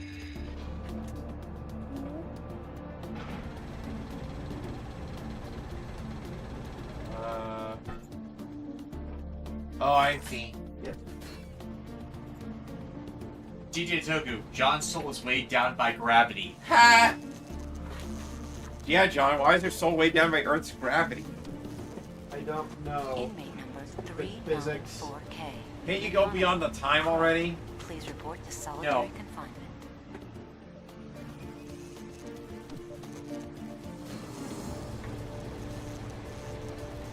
Honestly, blame it on the misfortune of your birth. It's still like one of the funniest taunts I've ever seen from a guy to a guy he's fighting. Because it's just like, not my fault, you suck. You were just born that way, you know? And then Weird Al Yankovic starts playing. Dude, you stupid. No, born that way. It's performed this way. Gaga's was born this way. No. My bad. That's alright. I don't listen to Gaga, I listen to Weird Al. That's okay. It's understandable. Yeah, Weird Al is God, so I mean it's totally reasonable. Will a paramedic please report to the cafeteria? A paramedic to the cafeteria. Scratch that. Will a coroner please report to the cafeteria? A coroner to the cafeteria. I actually saw, I can't pronounce his last name, David Dalmaston, I think he is. He did, like, an interview with Weird Al, with both of them in, like, open caskets, and Weird Al was, like, talking about how he would like to die in the best way possible. It's, like, most over-the-top. He gets flung up into the air, and then, like, as he's, he passes like a plane with all of his loved ones, and he waves goodbye, and then he crashes on like I think a Nazi convention or something. Crashes as and destroys, or he reaches terminal velocity and hits I think a white supremacist festival or something. I think that's what it is. DJ Toku, what kind of show would be the most fitting for Dare to be Stupid? Oh. Existing one or future? Because I kind of want to leave Universal Century because of how all the problems keep being caused through idiots not understanding what the causes of them are. I want to say Victory Gundam because, boy, howdy did some of those people act stupid. Seriously, I think that is probably the epitome of like stupid writing. Like those wheel battle chariot things, I feel like are some insane brain nonsense that the Junkions would concoct. The helicopter laser blades. That doesn't work that way. I know I'm complaining about a TV show with giant mech suits in it, but it's like, I'm sorry, helicopter laser blade doesn't make any sense. And that's not me not knowing what fun is. That's just there are lines. Yeah. God, that show was so dumb. I would never want to experience it again. I even go past this part. In fact, never play this part again. The only way to increase damage. What do we look like? A bunch of chumps? Well, at least with it I can get raritanium. Ugh. I kind of want to go back to Mukau just so I can see about, like, getting some more bolts. In fact, I'm going to go back to Mukau. John's returning to his people. I must return to Mukau.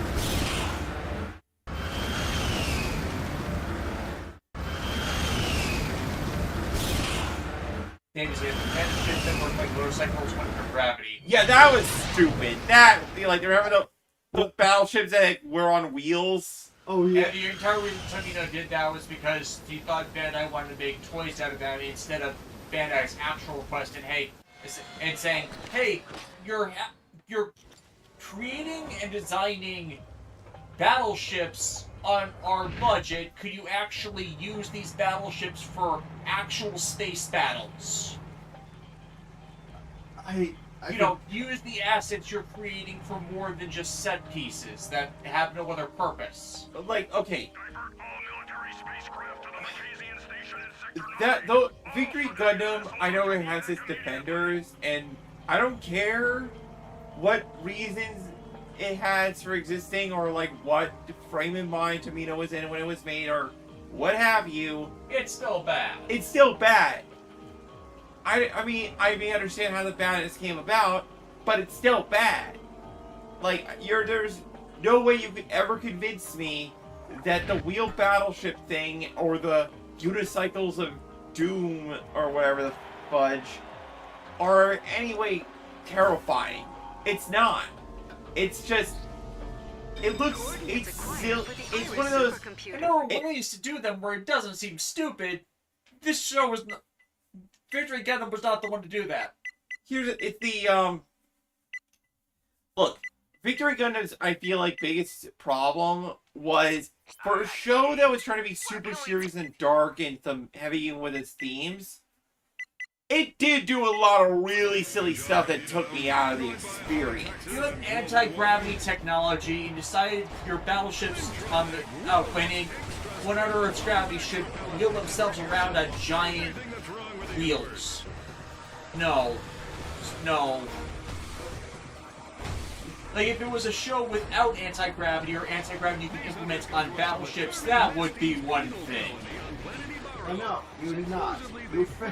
You lose. You get nothing. You lose. Good day, sir. Jinitoku, I'll defend the stern of Double Zeta to death, but never victory. Double Zeta, even at its start, had its moments. Like, Double Zeta, like, found itself and became, like, an underrated Universal Century entry, in my opinion. Like, I wouldn't necessarily maybe watch it again, but I like it now. Like, I like the Double Zeta as a unit, and I think it does some really neat things. But Victory, just, there is, like, no real aspect of it that I can say that it's good without a caveat. You know? Like, the complete deck clear from Zeta to Double Zeta is a lot of that problem. Mm-hmm. I did it. Oh, you won with that? Oh yeah, I won with Untouchable. Ooh. Alright, buddy. DJ Toku, for a show called Victory, it sure was a loss for Gundam. As a rule, never name your series Victory. There are few that can actually pull it off. And never say, and it's like it's like having a ship known as the Invincible. Or naming your opening theme winner. It's like, it's just asking for irony to bite you in the ass.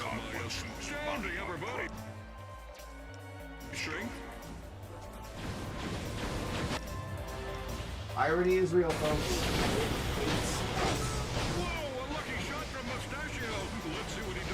Or it affects the people who are most oblivious to it. So it's like you can't even get the shot and fraud from irony biting them.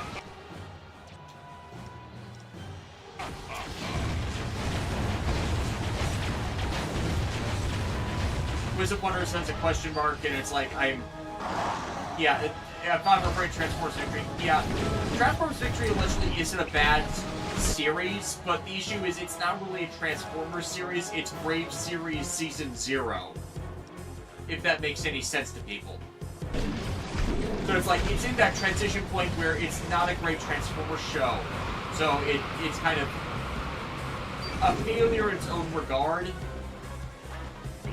visit the Fight Festival, keep hydrated with Neofit Astral Ice Water. The only ice water in... We're referring to my opening theme song named Winter. That's Go Juju. We're not doing Toku Talk today. I just brought up tangentially.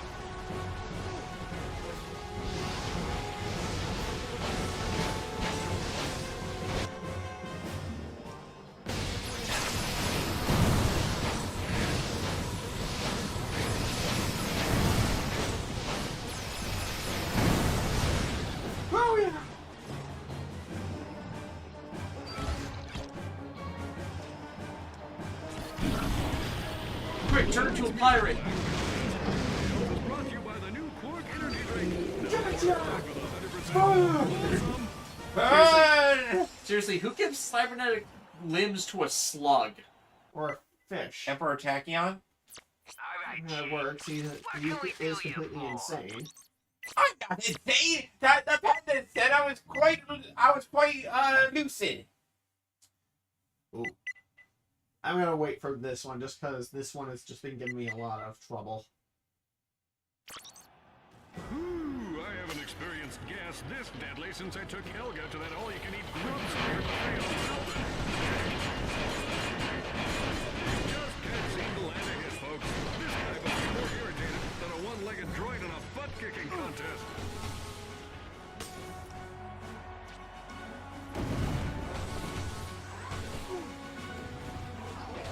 Quiz of Wonders. Difference between Transformers and the Brave series. Scale. Like, with Transformers, they don't usually go full cosmic horror outside of Unicron. But with Brave series, they tend to...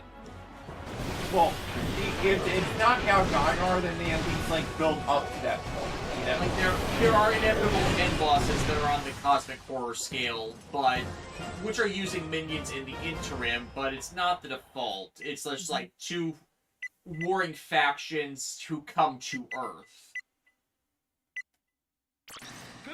And it's like they place greater importance in Brave on the Latchkey Kid supporting the main robot hero, you know, as it's used to have the crowd, whereas when Transformers has human allies, they contribute to the entire group, but aren't necessarily important in the battle circumstances. They're mainly allies, so, you know, Transformers have a connection to the world that they are having their conflict placed upon.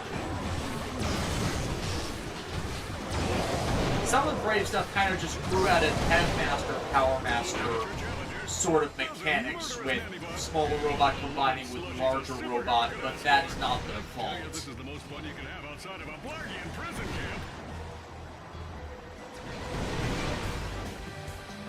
Are they knocking against? They were knocking against the saw blades. They were killing themselves. Suckers. Also, another bigger difference on Brave versus Transformers. Transformers focuses on a wide, large cast of characters that are basically toys, whereas Brave series are more direct in who a central protagonist is. You killed his family. You framed him for murder. Okay, maybe not, but he's pissed off anyway. Welcome to the GremmelNet web. It's like building up like a wrestler hate backstory.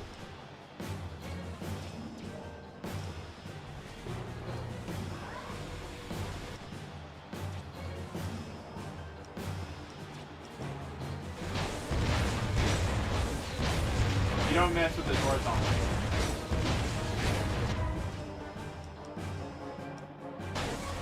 It's like, okay, good comparison for Japanese G1 versus Brave series. Headmasters. Fortress Maximus is obvious, well, becomes the Autobot leader, but you can't really use him in every episode just because his toy is so huge he breaks the character scaling. You can have Shinrai in not the Headmasters, Master Force as a central character and important through his upgrades, but you can still rotate the focus around the cast. In Transformers Victory, it's basically about Starsaber with a lesser focus on the rival Coon enemy Decepticon character. So it's that transition point where they would then do that regularly with the Brave series, where it would stay focused on the Central Cell mech. The Central Cell mech the series is named after, but it doesn't have that rotating ensemble focus as much as any of the other ally mechs introduced are secondary to that.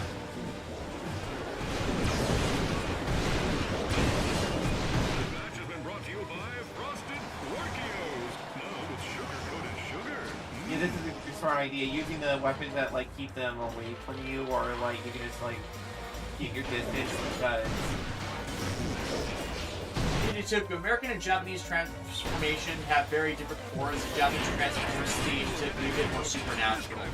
To an extent, yeah. Plus, there's also a more spiritual, psychological component to transformation, which wasn't the most accepted whenever it be addressed in American series, mainly because they went super stereotypical whenever they tried it, because of a lack of real understanding about self-reflection and self-growth being expressed through transformation. I think that's best expressed in whenever, again, to violate my own thing about this, but it's being used as an example. Power Rangers with its Battleizers, where most of them were not based on aspects of character growth.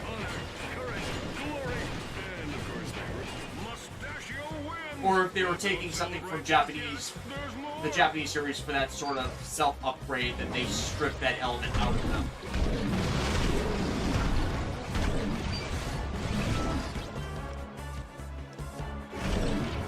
Mainly because American series just treated it as putting on a super suit instead of it being aspects of the character. Now where is that super suit?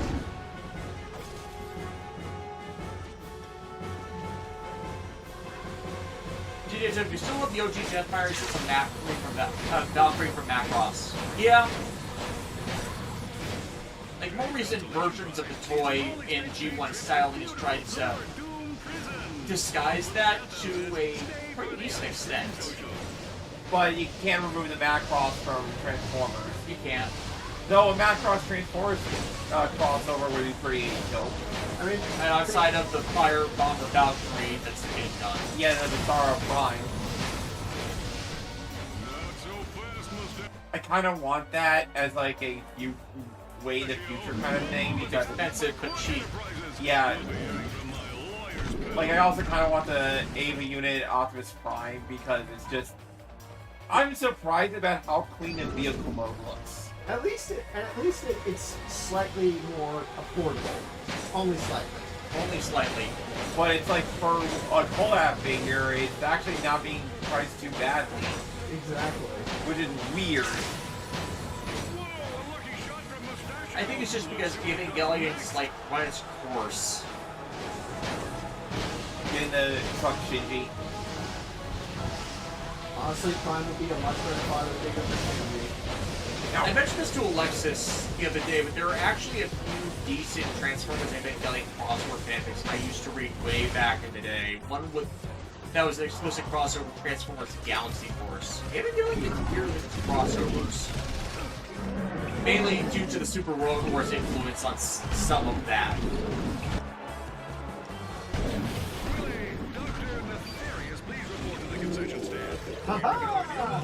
You did it! But you know, it's not hard to get Shinji with a spine as long as he has a proper support network. Or, you know, is piloting a robot that doesn't give physical feedback for all the pain responses from the damage. And is not based on, and it does not have the soul of his mom in it. That is very important.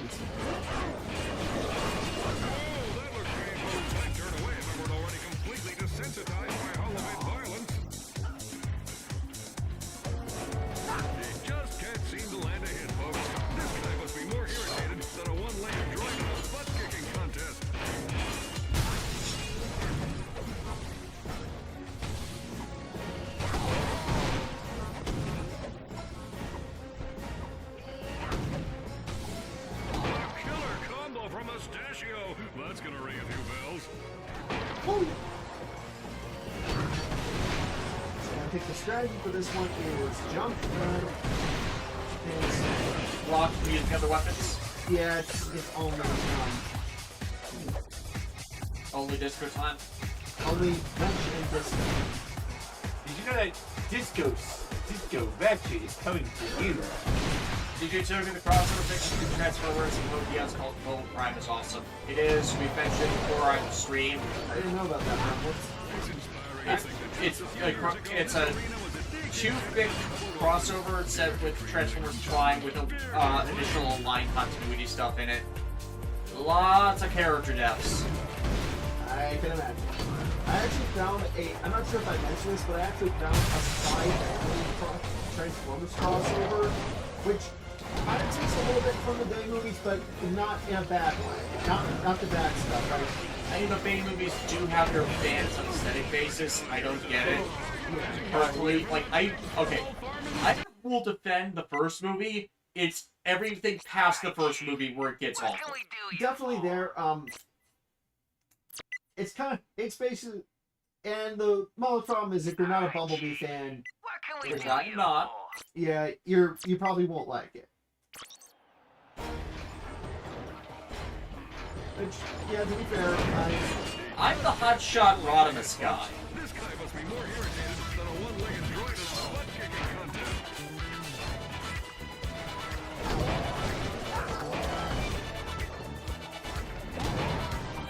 It was something random. I saw a clip from a random Jeopardy episode this morning where, it was the final round, double Jeopardy with, spending it all and all that stuff.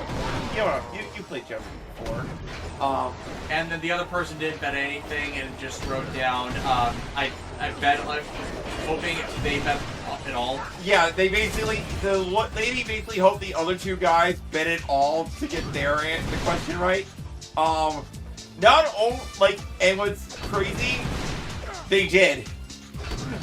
She only bet $414, and we made it clear she didn't know the answer. The other two bet it all and got their answers wrong, so by default, she won. ha! That's the great mind games about Jeopardy. And just the funny things they can do in Final Jeopardy if they're still in.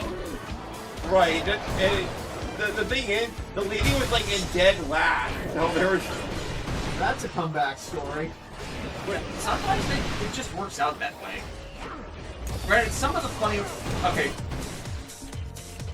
When Alex Trebek was still alive, they did a Family Guy joke where he was spelling his name backwards as a cutaway gag. Yeah. And then someone actually ended up doing that in actual Jeopardy. And Alex knew of the joke.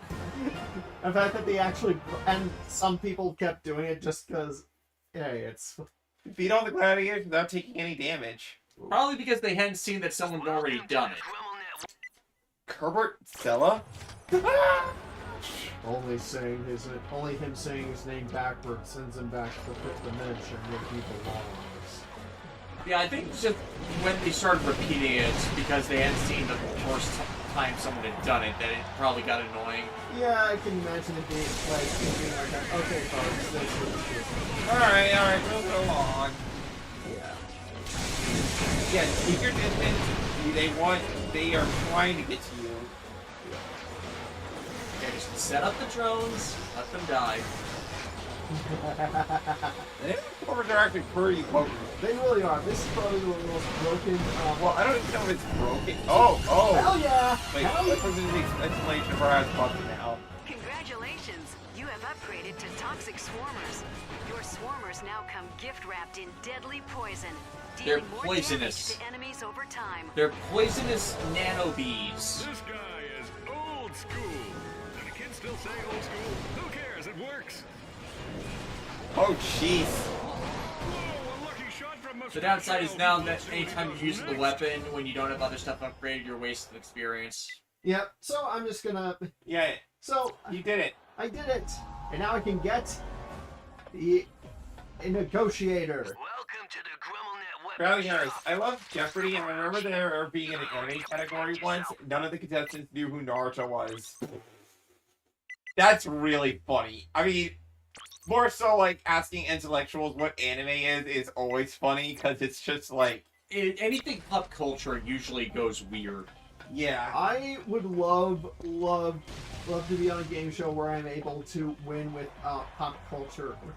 Like, I remember during Ken Jennings' original streak, where the main ones he missed were all pop culture related ones. Not just because he didn't know pop culture or anything, but it's like the ones specifically that he was missing were just things that were obviously not his thing.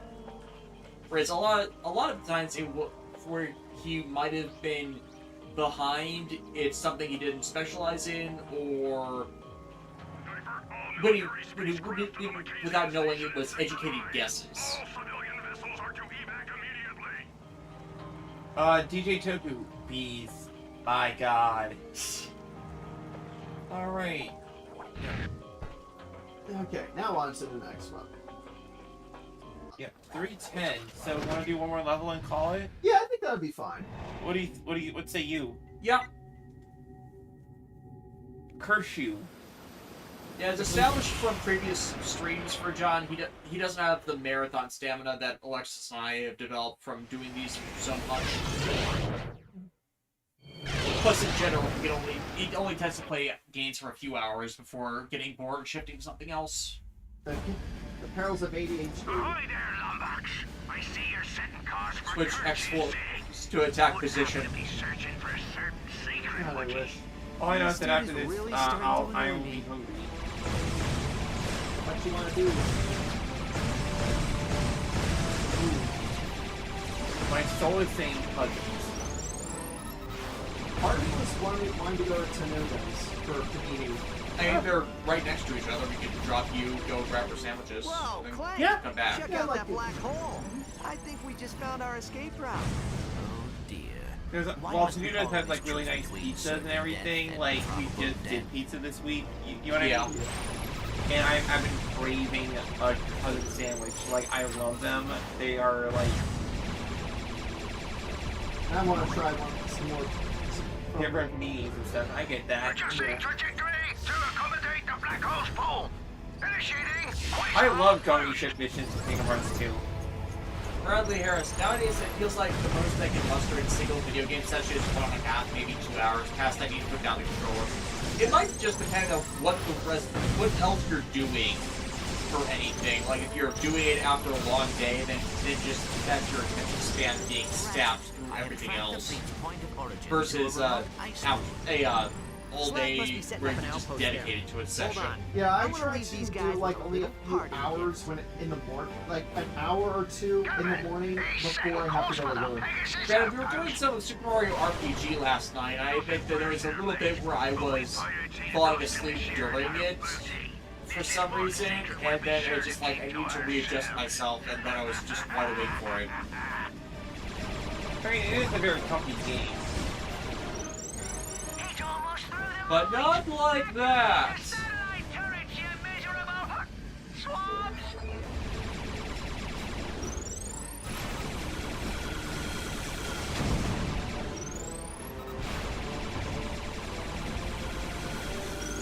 Make sure your right field is firing where you want it to be firing.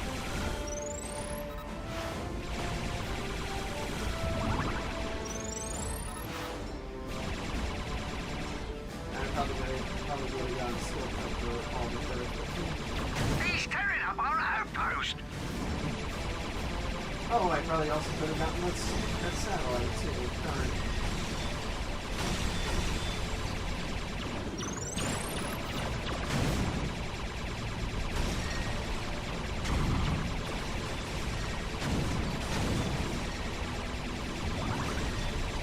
Hold on, Clank. This might be a close one.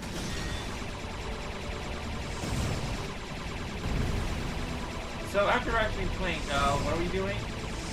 Game-wise? Hop on that turret. That's a big question mark. Because I know I haven't had a turn at the helmet in a while. That was so Yeah. worth it. Come on, Clank. Let's get out of here.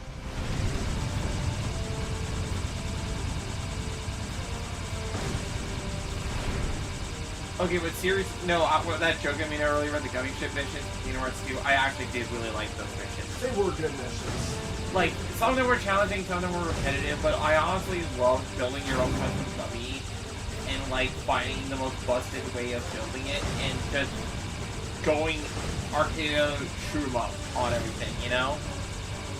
And I feel like it's what broke up the gameplay now, right? Yeah, and I like some of the set pieces they had. Right, like battleships. Yeah, I love the Dreadnought one from The World That Never Was. Oh yeah, that Same as never was. Same as never was. Same as never was. Because it's just like that's final assault from like a cat, like a Warhammer castle ship coming towards you. Oh yeah.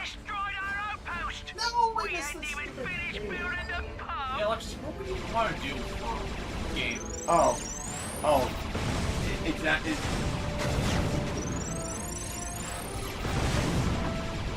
Alright, Trails through Daybreak. Yeah, Trails on Sky first. Yep. Okay, we can do that. Tonight?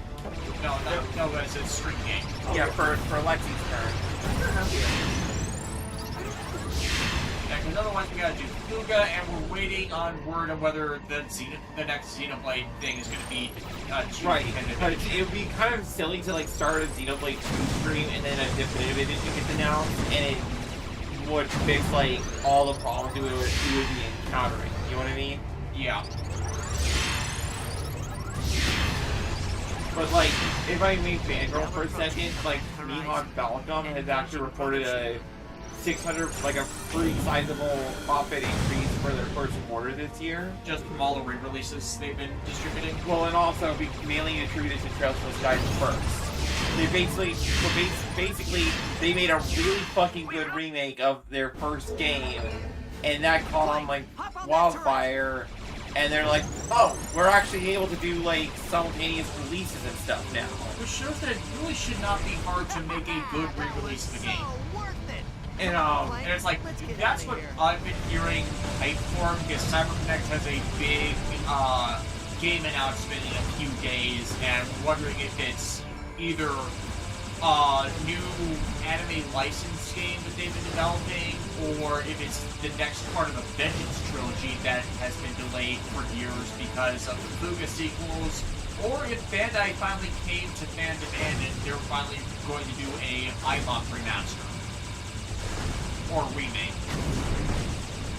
But yeah, like, the interesting about Falcom is that they found in recent years they've been getting more sales from Western audiences than their home country of Japan, which is kind of odd, but like also kind of cool that like they don't have to worry about their home country. They can like keep doing what they want because the audience has found their games and they're able to just not bow to anybody's demand, you know? Yeah.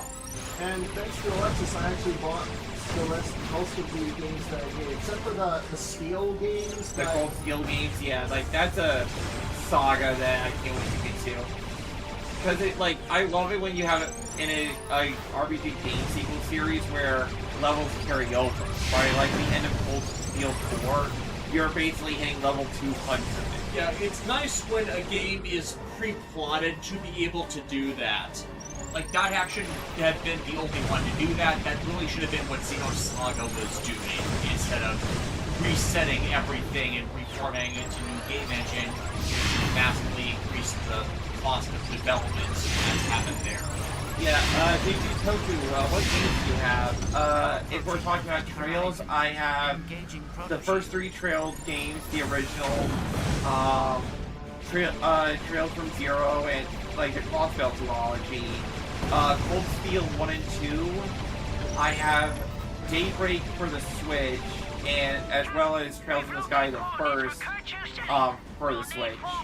It's like, from everything Alexis has told me about the games, there's something I'd probably like myself outside of just the visual formatting, which is a difference for me.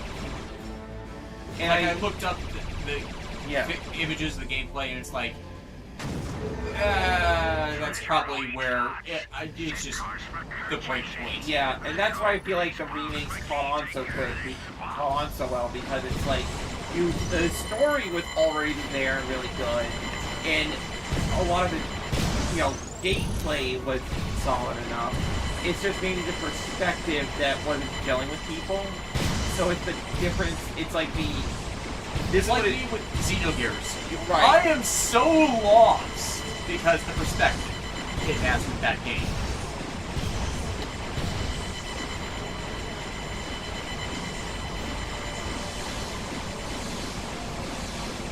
Let's see if I can actually get a skill point for doing this one quickly.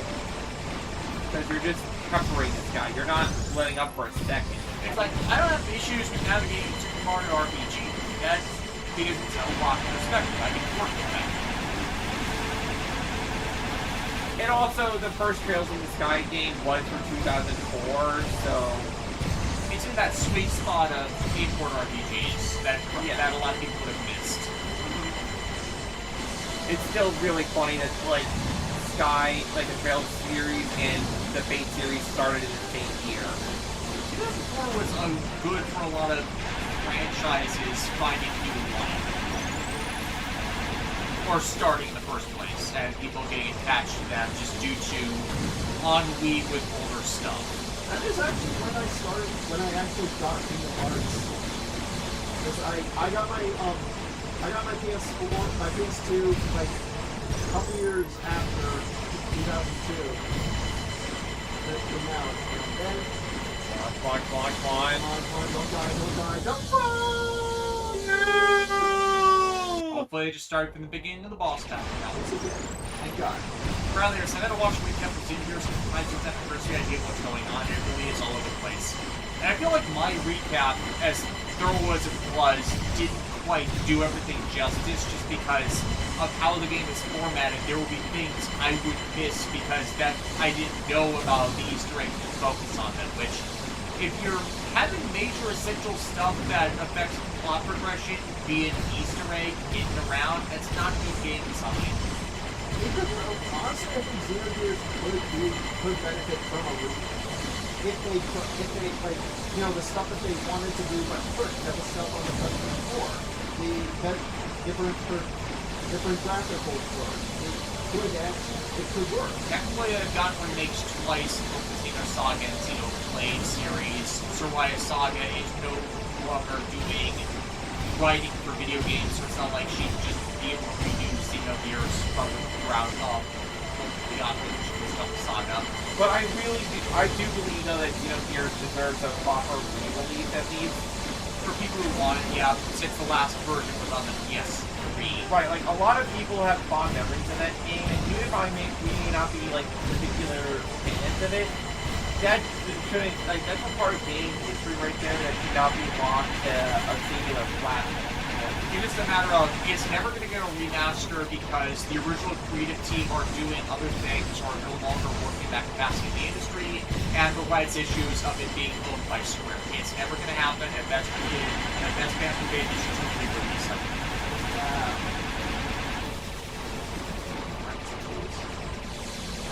Again, the fact that Xenoblade does everything that Xenogears and Saga series wanted to do just so much better, it's just like, they've been replaced. Fair enough. Can't touch this. Why, how did that skill point, I wonder? I think it's because he really didn't take damage this time. So it's like one run where you're not getting damaged like crazy. Well, I did. I did die. Yeah, you got... Well, no, it's like, but one runs in that specific battle with it. Huh. Well, before you venture onto the planet and stuff, like, look at what that skill point did. Yeah, let's check. Because I'm curious. Because I do think the fact that John's been getting skill points without even aiming for it said something. Sometimes you just find them. Yep. It's like, it feels rewarding when you did something awesome you didn't realize that that's what you did. Mm-hmm. Achievements before achievements, except this was an early achievements game. Space Pirates pirates! Attacking Kerchu City. Ratchet, we All right. must get to the Let's, dimension check before the, Captain Slag does. Alright. Extras. Skill points. Don't before find grease palms. McGee. Oh, okay. Awesome. Marksman. Pew pew. I guess it's like... Yeah, I guess it's bugged where if you die, then it counts it. That's weird. Hey, if it works, it works. Yep, I'm not gonna take... I ain't gonna say... Oh, let's see what I can get with the, Big Head Mode! Oh no. I'm huge! Oh no, John, no. No. It's cursed. That is so cursed, Sean. Why did you do that? I had to see. Did you? Yeah. Okay. Big head mode tiny. Somehow even worse. That's even more cursed. The tiny head perspective is Just like James Arnold Taylor saying all his lines in a squeaky voice.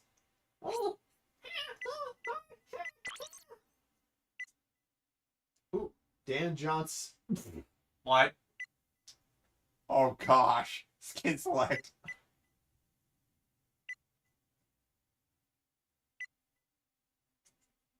That was Kronk. Never. Speaking of Kronk, Nostalgia Furioso.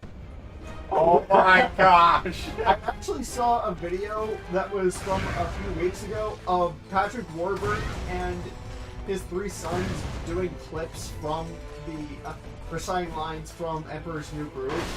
One of them sounded almost exactly like him, to the point where some people were like, "Wait, I thought you were actually you were dubbing over your lines over him." That was. Some people and families just sound like each other. I give this to my dad a lot amongst people who know both of us. Ron, I just realized the way Clank being a backpack is the same as the Seraphim Gundam. Kind of. Yeah. Yeah, that works.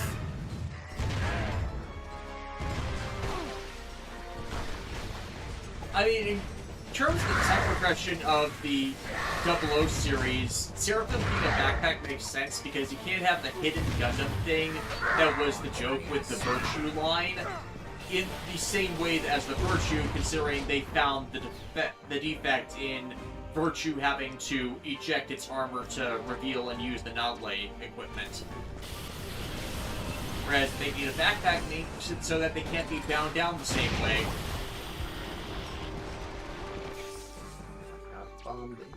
Or napalm? Yeah, I like it when series like that have their own internal logic for their tech developments. Just improve and iterate on previous design. It's again why I hate the Code Geass spec up from the movie timeline onwards, or just the movie timeline in general, because they lose that aspect of iterated advancement. In fact, they go backwards in too many respects to make them good designs.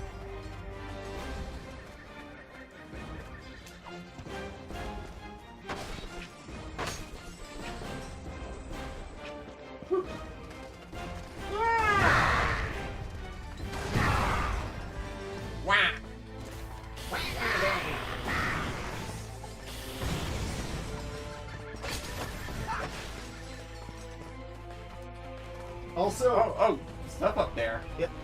Also, thing that I realized that I got from a sketch that I saw years ago. Imagine like you have a Wario version of yourself, but instead of being like disliked, or the Wario version is more popular. Yeah, it's like with everyone. It's like what is Wario got that I haven't got? So Mimetic Waluigi.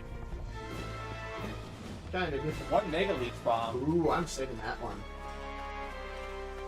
You're just whipping it, hanging out with a Mega Leech in your pocket? Hell yeah.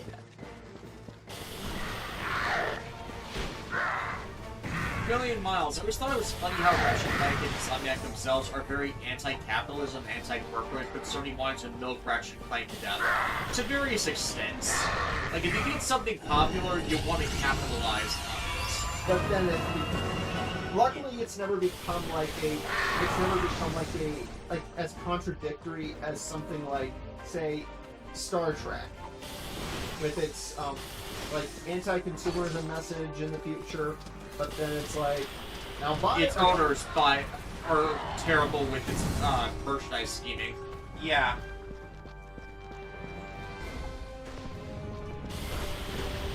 Where the failures of Star Trek merchandise were a big portion of why New Trek has been so terrible.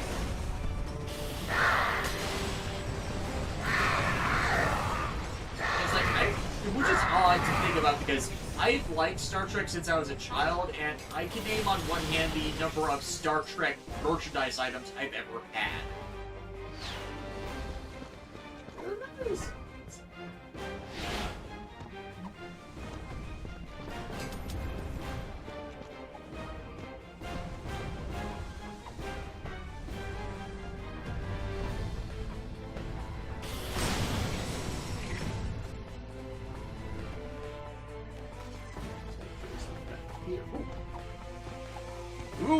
I should never have gone ziplining!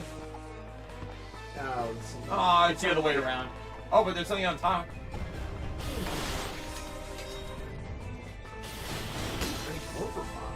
Oh, it's the animal one! Definitely send it to that for a mob fight.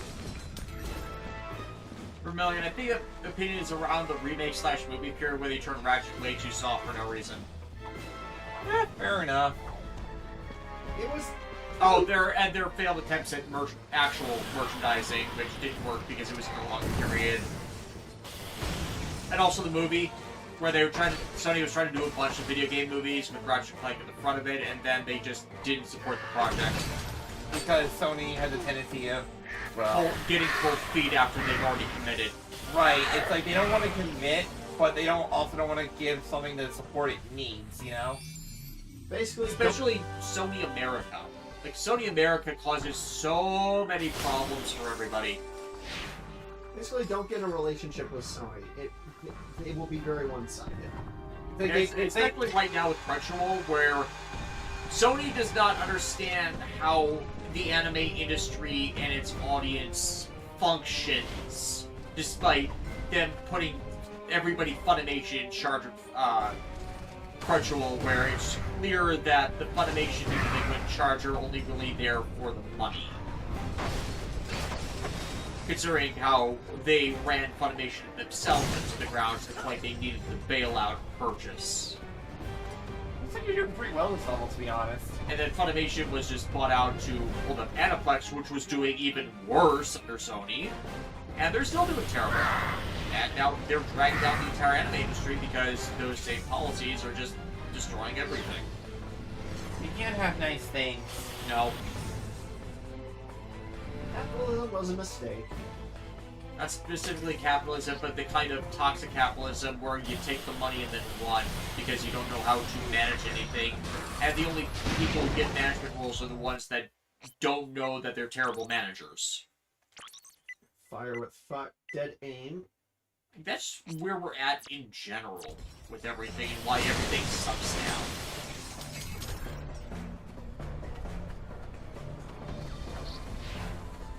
Alright, Chief. What can we do you My Ruritanium is up. Yeah, it's... For a million miles, if Ratchet and Clank were duelists, what decks do you think each of them would use? Gears. I'd say Gears, and also a lot of weapon equip cards. You see that, right? Yeah, of I course. can see that working for Ratchet. That definitely seems like his purview. Possibly a mechanic where he gets to recycle them from grave. Considering, you know, we restock ammo and then cycle through what gets used. Brilliant Miles. Sorry, I have ADHD, so very questions. That's fine. Hey, you don't mean any harm by it. Like, sometimes we get good conversations out of odd tangents. Yeah. It's just life. It's like, we're not much in the way of Yu-Gi-Oh! Players anymore just because of lack of time and money to dedicate it, and the scalper market being goddamn terrible for anything that's not a structured deck. Scalpers can burn in hell. When, Scalpers ruin everything. Oh, want to transmogrify them? Yes.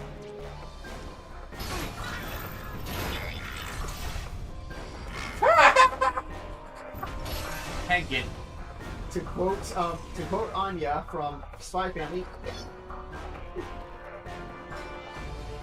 Yeah, you might want to name Bond C. Like that guy? No, you are talking about a mob. You want... I don't think you'll reach a mob No. without going Psycho 100. Uh-huh. But honestly, like, the goal, like, one of the things with these streams is that, like, just all the rules, and we don't want to start up a combination. I mean, that's not too hard, right? Am I wrong? Yeah. Riley, it's true, and I love it when anime and games depict scalpers and scumbags they truly are. King Oger! I know, but Rita Kniska, like, you absolute legend, they were so right when they said all scalpers must suffer. No.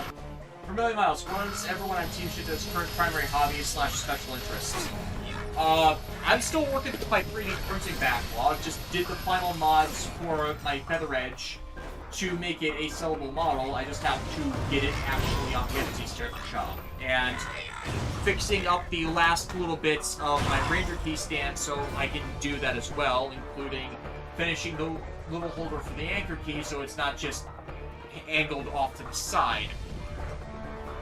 I'm taking a break from Warhammer for the most part, and I'm probably getting back into D&D. In fact, I play a game every Wednesday or so, time schedule permitting, with a group. And I've been collecting. I've also got a bit of mini plastic fever, but I have it under control, and then I don't. And to be fair, it's not like there's that much to buy these days. Yeah. I'm taking a break from Warhammer.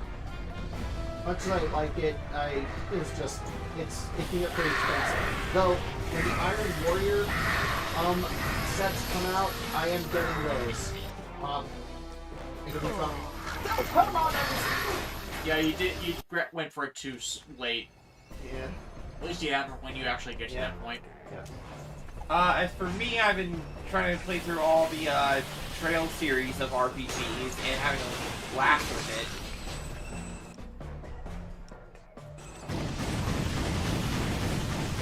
And of course, we've been exercising a lot to get in better shape and lose weight.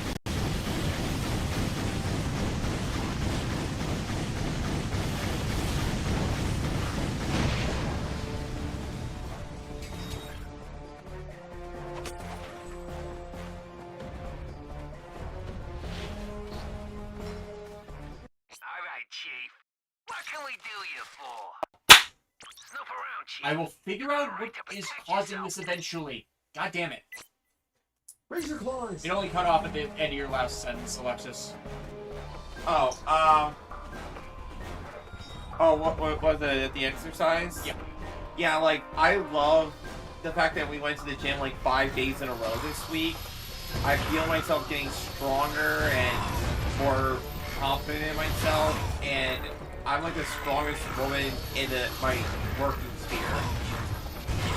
As for me, it's like a matter of not overworking my problem joints so they actually improve and not get even more worn and unusable. I'm just glad that I'm actually like committed to a gym membership. And that you don't just make the gym membership and never use it. Like you're. Yeah, you've not been joining us in the morning. So when's the last time you were there? This morning. Yeah, John just gets to the gym, but he does it at a different pace than we do. Fair. I try to, like, sleeping in a bit more. Fair. Get a negotiator and die.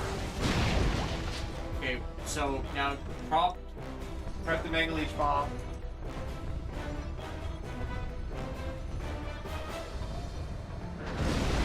And spades or more. There. That's better. Sweet. And also.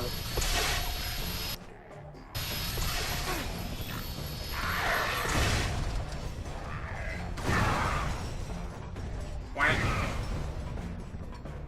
Whack. It's like white penguins. Because they hadn't done those yet. Whack. It's like the mental idea that they did the Sheepinator earlier than they actually did. Now, fun fact of penguins, something I learned. Apparently, sometimes a penguin, when under a lot of stress, will just run off from it, like when it's like from its spot. And I saw like a little cartoon where like a penguin is like getting coffee, getting it, and then says, "Thanks, you too," and enjoy your coffee. Thanks, you too. And then it just like, runs off like, "You too." Yeah, because you mentally expect have a good day is the label response, so that you mentally stutter over your words because if you're expecting something different, you didn't catch yourself. It's something everyone can identify with.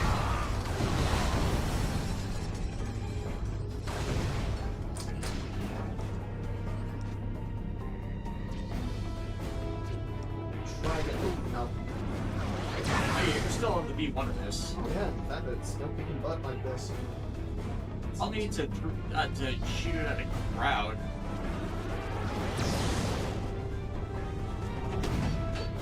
I thought there'd be something back here. Secret. I don't know. These guys!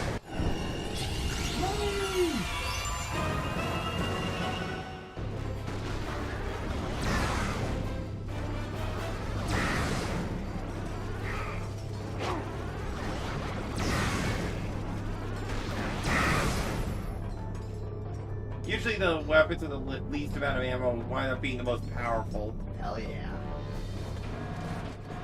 Oh, that's great. Oh, and I also got the Razor Claws. Oh! Melee? Yep. Let's see if they can actually work. Super Smash Brothers Melee! Hey there, bud. No, this isn't Melee, this is PlayStation All-Stars. Oh. You got me the Temu of fighter games. Am I wrong? No, you got the AliExpress of fighting games. But still. Calling something the Temu of something feels just mean. It is, and that was the Keep point. your eyes peeled, Clank. It's gotta be There's here something somewhere. silly afoot. Well, luckily he's in a disguise. Ratchet? I don't think it matters much to these guys. I'm not Lombax, I'm Mr. Mustachio Furioso. What is Mr. Musato Furioso, Lombax? No, I'm a Lorax. He speaks for the trees. And then Lorax comes out of nowhere and slaps you. With a lawsuit. Ow!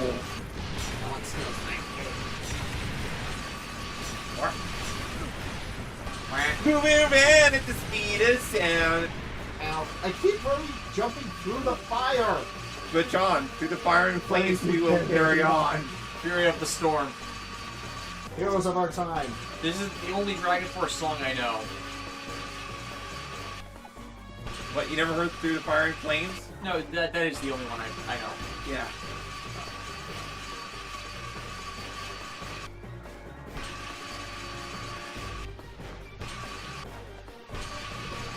So, John, if a Mongolian band got into a mystery novel, would it be a whodunit?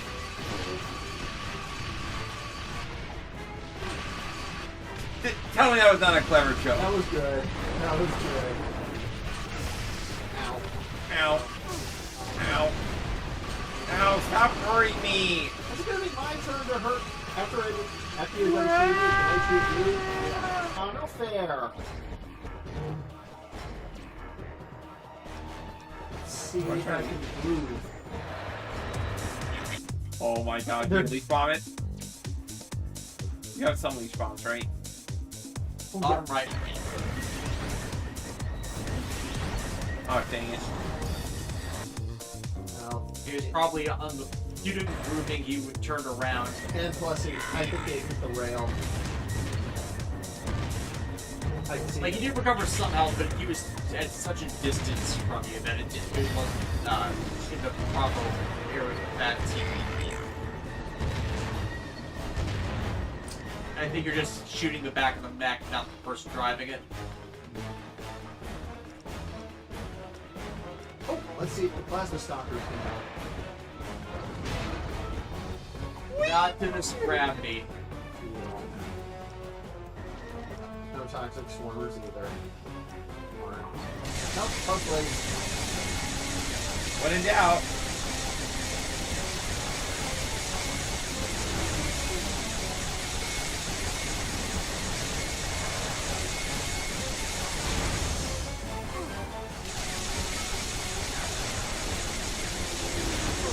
Yeah, you gotta hit the guys driving it. Don't you understand that all you need is drive? Oh no, I have to go through the whole thing again. Seems like It's been 1 week since we played this game. Alright, Chief. What can... yeah, this one just seems stingy with save points. Yeah. That's an era of gaming I don't miss. Like, I get the idea of needing to make challenges and stuff, but being stingy with, like, checkpoints just field.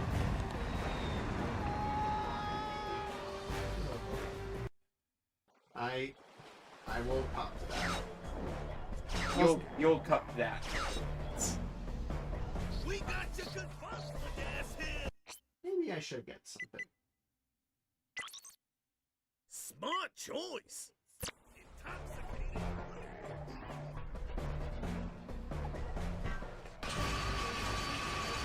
Alright. Now if you right. Yeah, the structure is slightly discolored.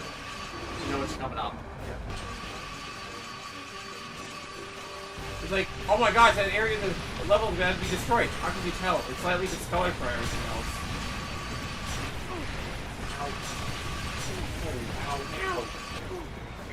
Oh, stop! Stop getting yourself on fire. Ratchet needs to raise his fire resistance. Ratchet, can you please stop getting burned? It's quite painful. Hey, sorry, Clank. Can you stop getting shocked, Ratchet? Like, what is going on? Do you not know how to jump?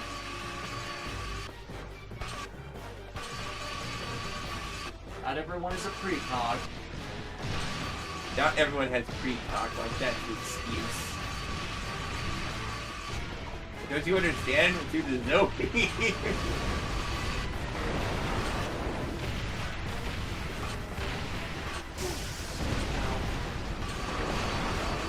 Okay. At least you're starting this fight again with more health. And now that I know what to do, I can actually use. Aha! And you gotta jump. Oh my gosh. Okay, just shoot them. First, Zircon, I need your help, my friend. This is Zircon, what are you doing?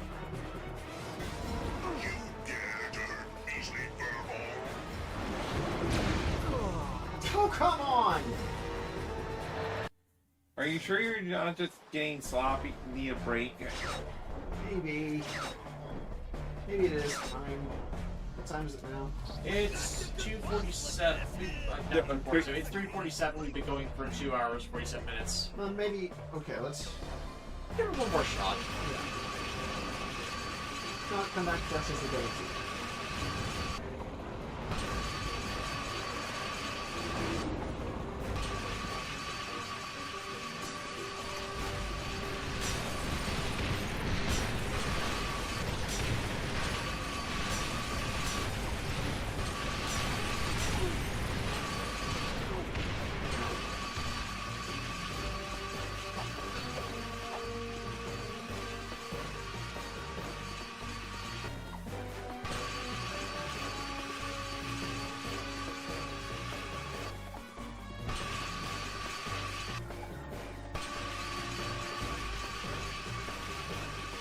I can't help but ask, who builds areas like this in these settings? Someone who is like Frank Gehry, like not Frank. Who is the architect? Frank Gehry, the architect. Is a weird.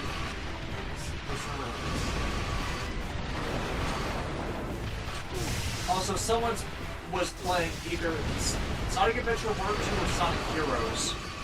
We're Sonic Heroes! Sonic Heroes! Sonic Heroes!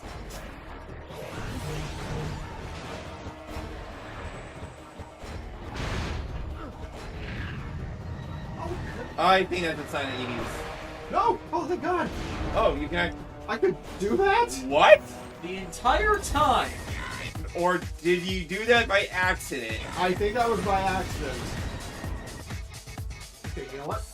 There are launch pads to get you back up there. I think you need to go back up.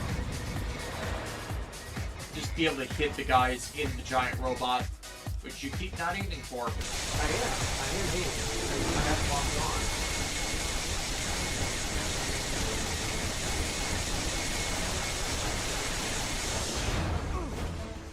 Yeah, you're jumping way before like the actual impact. Yeah, you're not aiming for the shockwave. The shockwave is what keeps hitting you.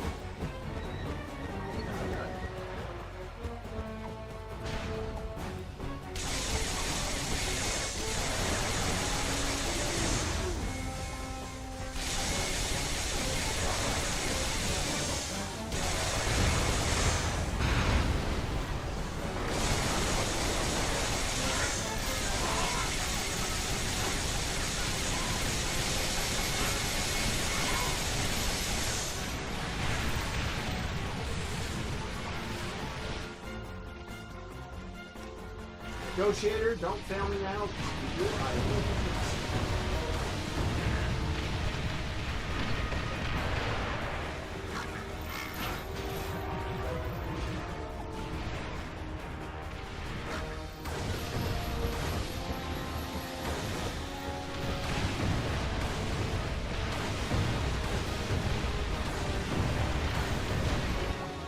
Got it!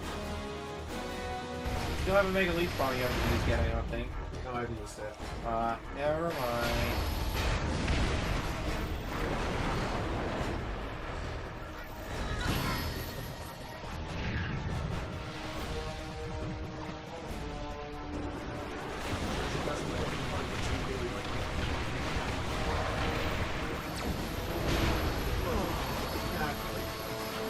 Yeah, I think that's it.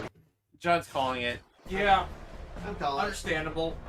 Yeah, at least We we save like right here so you can get back to this next time we stream. Oh, yeah. Wait. I think it auto saves. But save anyway. Oh yeah, right. Check for options. Okay, right. The saving for Ratchet. Ratchet saving. Okay, create a new save game, but well.